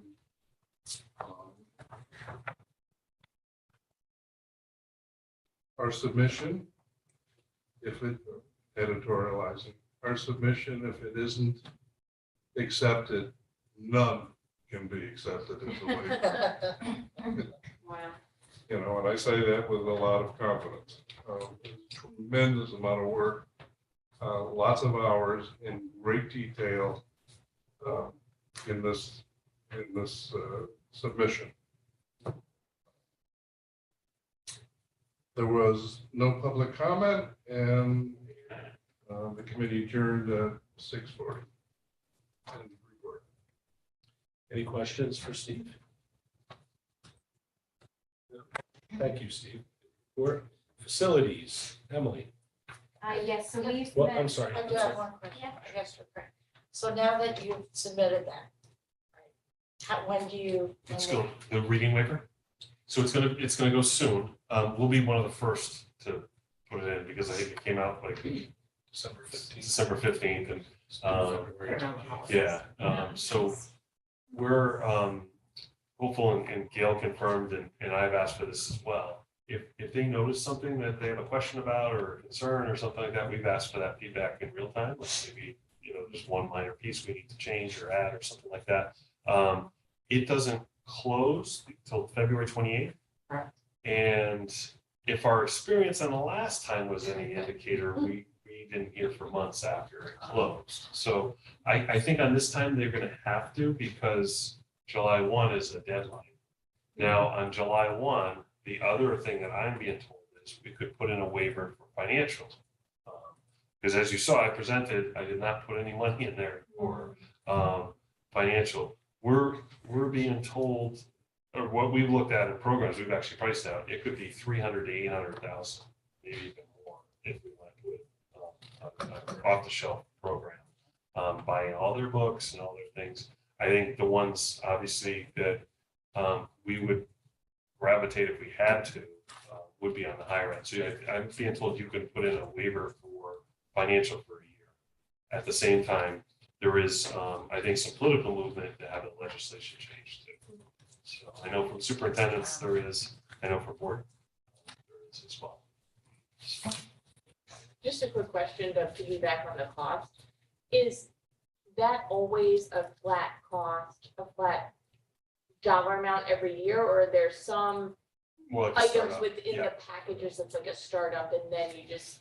Yeah, like you wouldn't need a replace certain teacher things? manual every year unless they change something, but you'd need the student consumables every year. So like the 800,000 might be coming out, I'm looking at Gail, like 200 to 300 a yearly, maybe? 80 yearly. Okay, Thank thank you. Consumables is my estimate. I don't know, they're estimates, but significant. Yeah. Any other questions on that? If not, Emily, facilities, thank you. So we've met twice since our last meeting. I'll just give a summary of those two. We met on December 20th via Zoom only, and then this evening pretty much covered the same topics of conversation, starting with the new school update.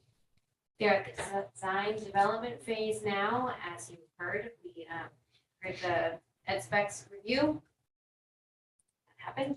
The committee's working well, working to meet the budget and the schedule. The plan is, as a reminder, to go out to bid next fall, construction starting spring of 2024, opening in the fall of 2025. Brown K1 East Wing and other areas, the contractors are on board, working full speed ahead.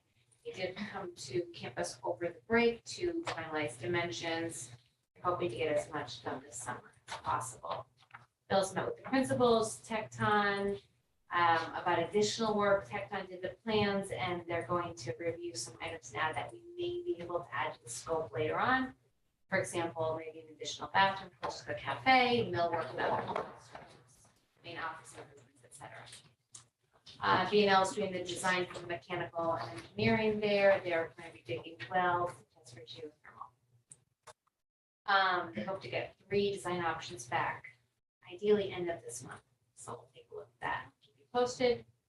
Polson updates, lockers, tennis courts, and mechanical improvements. Tennis court bids came back higher than expected, so Bill is working with the lowest bidder on ways to possibly review the scope and reduce that. They did, we do need wetlands approval for the tennis courts, as the courts are wetland adjacent and they'll be making it bigger. There was a wetlands walk last week with planning and zoning, and there will be a public meeting January 19th. Lockers have been ordered. They'll be put together on site. They'll install it over the summer. And then for mechanical system, Bill gave an update that Madison did receive a federal grant of $1 million. That will help go toward the generator at Wilson, so that's great. The IA company is working on 3 different plans. For the HVAC, geothermal being one of them, so keep us posted. High school stage lighting, you heard a little bit about this within the budget. They've been meeting with stakeholders who use the stage, along with reps from the company. Plan is to replace all the lightings. All the lighting. Bill hopes to put the bid out within the next week or 2, and they want to award that as soon as possible for the summer. And then finally, the rooftop unit repairs at the high school. School's managing, Bill's working with the company, waiting on parts, doing the best they can. He's going to be working with the principal to schedule the work as soon as possible with minimal disruption to the school. The perimeter heating has been working to keep the classrooms comfortable. At our December meeting, there were some questions about warranty and legal issues around this ongoing concern. So for possible continued discussion at a later point, Bill's obviously frustrated, as you all know. And then one more thing, Polson bathrooms, they're from the 1960s. They are going to be renovated. Will include some significant renovations. So Bill's working with Colliers are in RFP for those improvements. So we'll be hearing more about that. There was a question about EV charging stations. As you recall, we talked about this in the past. The funding was not as much as we thought, so that's not on the in the cards for the schools at this time. So no worries about that. And there was no public comment at either meeting. End of report. Thank you. Perfect. Any questions? I have one question. Are they gonna make the Polson toilets higher? I don't know. That was a high school. And always think about it. So little. I'm gonna have to defer to Bill on that one. They're just so little. The it always The amazed me. Polson toilets? Yeah. I would imagine that they'd just be standards. I don't know. They just seem to be way out short. Tiny. It's very tiny for high school. Tinier back. For high school. Yeah. I've grown a lot. Yeah, obviously That was just happening an this side of aside. the world. I appreciate that. Something I noticed. Okay. Any other questions? No? Thank you very much, Emily. Finance Committee, Galen. A tough act to follow. We did not meet, and we have a budget workshop next Tuesday, so. Thank you. Personnel Committee, Maureen is not able to be with us this evening, but I feel very confident that were she with us tonight, she would report that the nurses union MACE contract negotiations are ongoing. I can say that we are meeting on the 18th. Yes, we are meeting on the 18th as well. Thank you. Any questions on that? No? Policy Committee, take it away, Diane. Okay, so we met on December 20th. Policy notes from Shipman and Goodwin were provided with explanations for all policies discussed. I'm gonna make this as fast as I can. So we discussed 12 policies that were proposed for rescission, and I will go through them now because they are an agenda item tonight as an action item. So I will do that as quickly as possible. So first policy is 5080.3, the request for late arrival, early dismissal, or release of student for part of the school day. And Shipman and Goodwin recommended repealing this policy because it overlaps with policy 5113, which was revised on January 4th, 2022. This policy is actually procedural and is addressed in the student handbooks, so it's not necessary to have a policy. So they recommend rescission. Policy 5090.3, general rules of student conduct, overlaps with policy 5110.4, student discipline, which was revised on 1/4/2022. General conduct is also covered in the handbooks. 5090.3.4, out of school misconduct. Second. 5090.3.4 is covered by policy 5110.4, student discipline. They recommend repealing this policy because it overlaps, and that policy, student discipline, was revised on 1/4/2022. Policy number 5090.5, secret societies gang activity. They recommend repealing this policy as it overlaps with 5110.4, student discipline, and it's actually covered under section 3, number 31. Policy 5090.10, they recommend repealing this because it also overlaps with policy 5110.4 under section 3, number 30.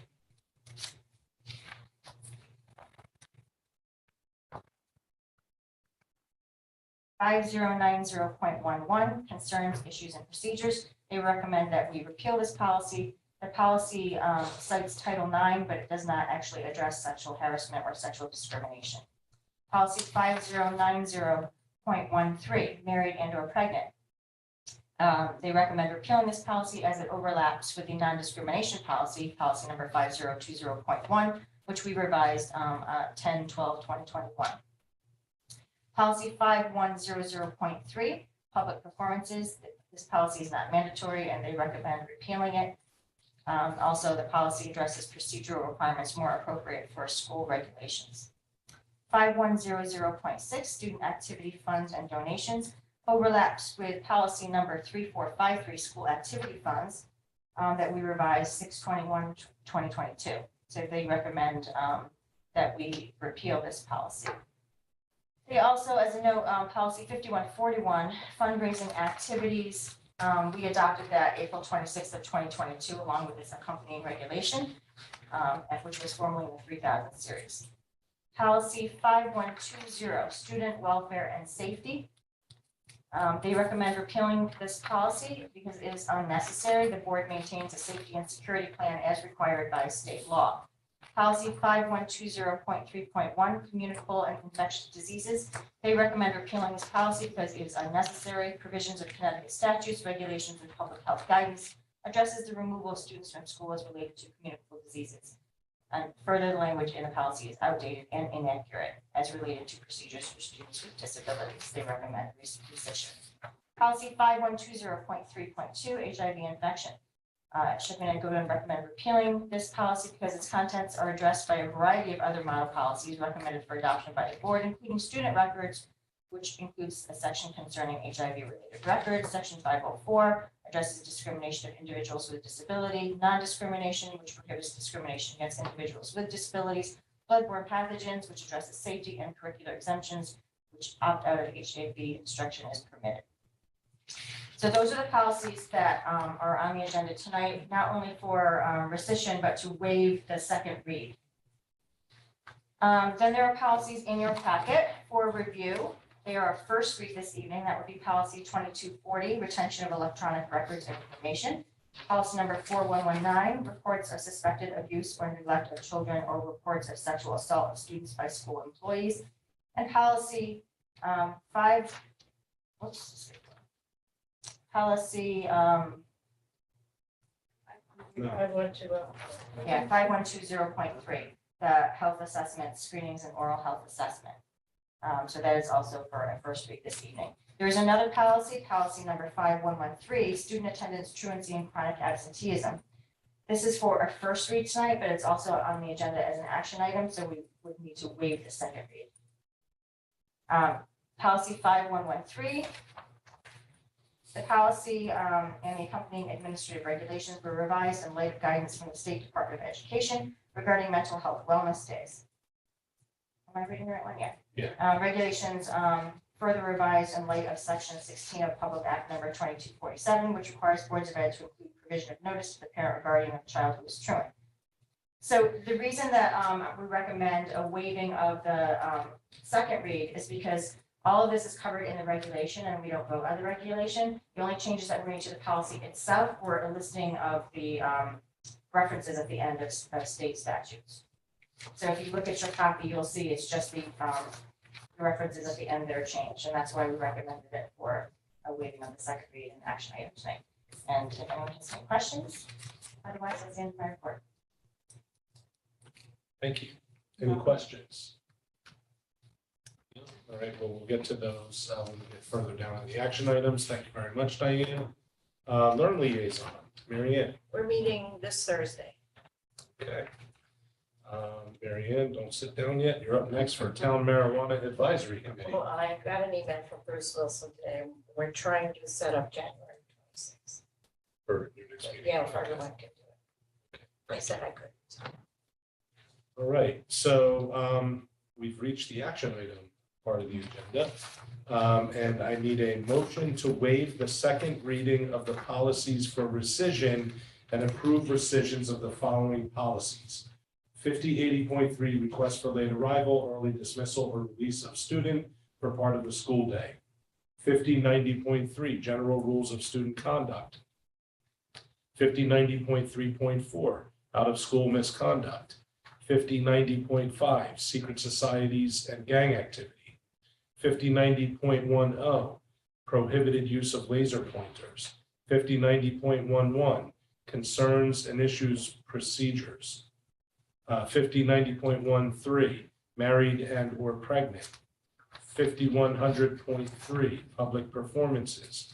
5100.6, student activity funds and donations. 5120, student welfare and safety. 5120.3.1, communicable and infectious diseases. And 5120.3.2, HIV infection, and these would be for all the commensurate reasons that were covered by Diane during the policy committee meeting.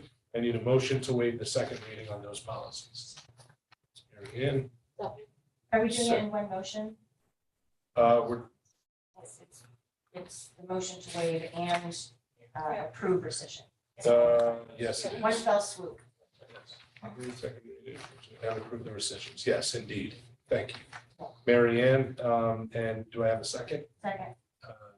Let's see, Jen. She's not on the policy committee. Doesn't matter. Yeah, well, you are, but you're not the chair that, whatever. You didn't give the report, so. I know what All right, any further discussion on this? Seeing none, all in favor of waiving the second reading of these rescinded policies and approving those rescissions? All in favor, aye. Aye. All opposed, nay.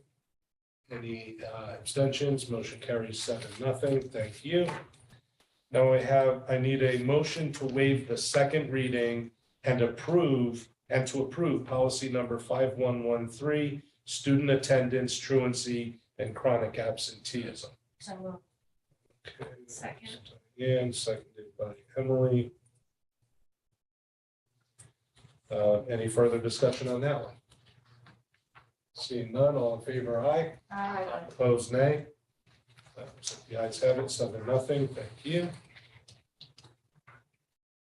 Action item 14.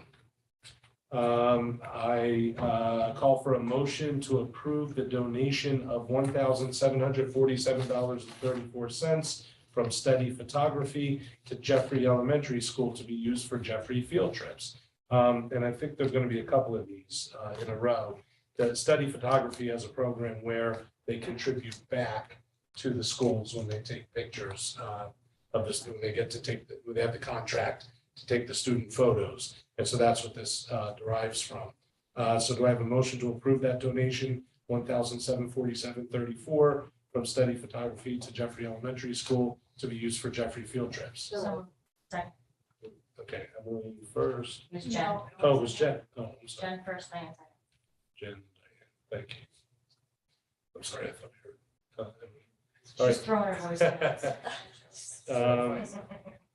Any discussion other than thank you to Steady Photography for that program? That's wonderful. Any other discussion points? All in favor, aye. Aye. All opposed, nay. Looks like we have 7-0 unanimity. Action item 15, motion to approve the donation of $1,539.92 from Steady Photography to Ryerson Elementary School for building and activity use. So, second. Jen and Diane, respectively. In terms of discussion, once again, thanking Steady Photography for this generous arrangement and donation. Any further discussion? All in favor, aye. Aye. All opposed, nay. We have unanimity. Motion carries 7-0. Thank you. Motion to approve disposal of used books. Motion to approve the disposal of the used books that were included in our packet. Yes, There was a- yes, exactly. So I'm sorry, who, I moved it, Jen. all right, Jen moved it. Do we have a second? Second. Mary Ann, thank you. Any discussion? No discussion, all in favor, aye. Opposed, nay. We have unanimity. Thank you. 7-0. Motion carries. Action item 17, motion to approve the minutes of the December 13th, 2022 Board of Education meeting. I need a motion. So moved. Jen, seconded by I'll second. Galen. Thank you. Any discussion, any Yeah, changes There's needed? a change. So, under additional action item number 14, where there's the motion to waive the second reading of policies for rescission and approve the rescissions of following policies.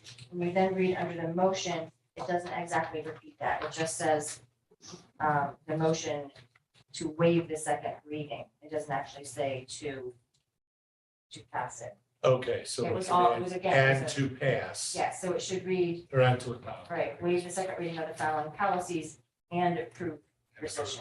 Okay. Or to waive Yeah. the second reading and approve rescission of the following policies, is how it should read.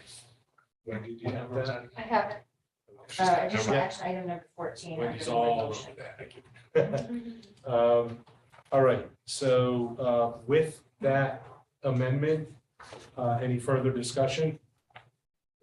Okay, so the changes say Board of Education meeting, comma, as amended. So the motion is to approve the minutes of the December 13th, 2022 Board of Education meeting as amended. Motion by Jen, seconded by Galen. All in favor, aye. Aye. All opposed, nay. Any abstentions? The ayes have it, 7-0. Any future agenda items? No? Any, the meetings and dates of importance are attached to our packet.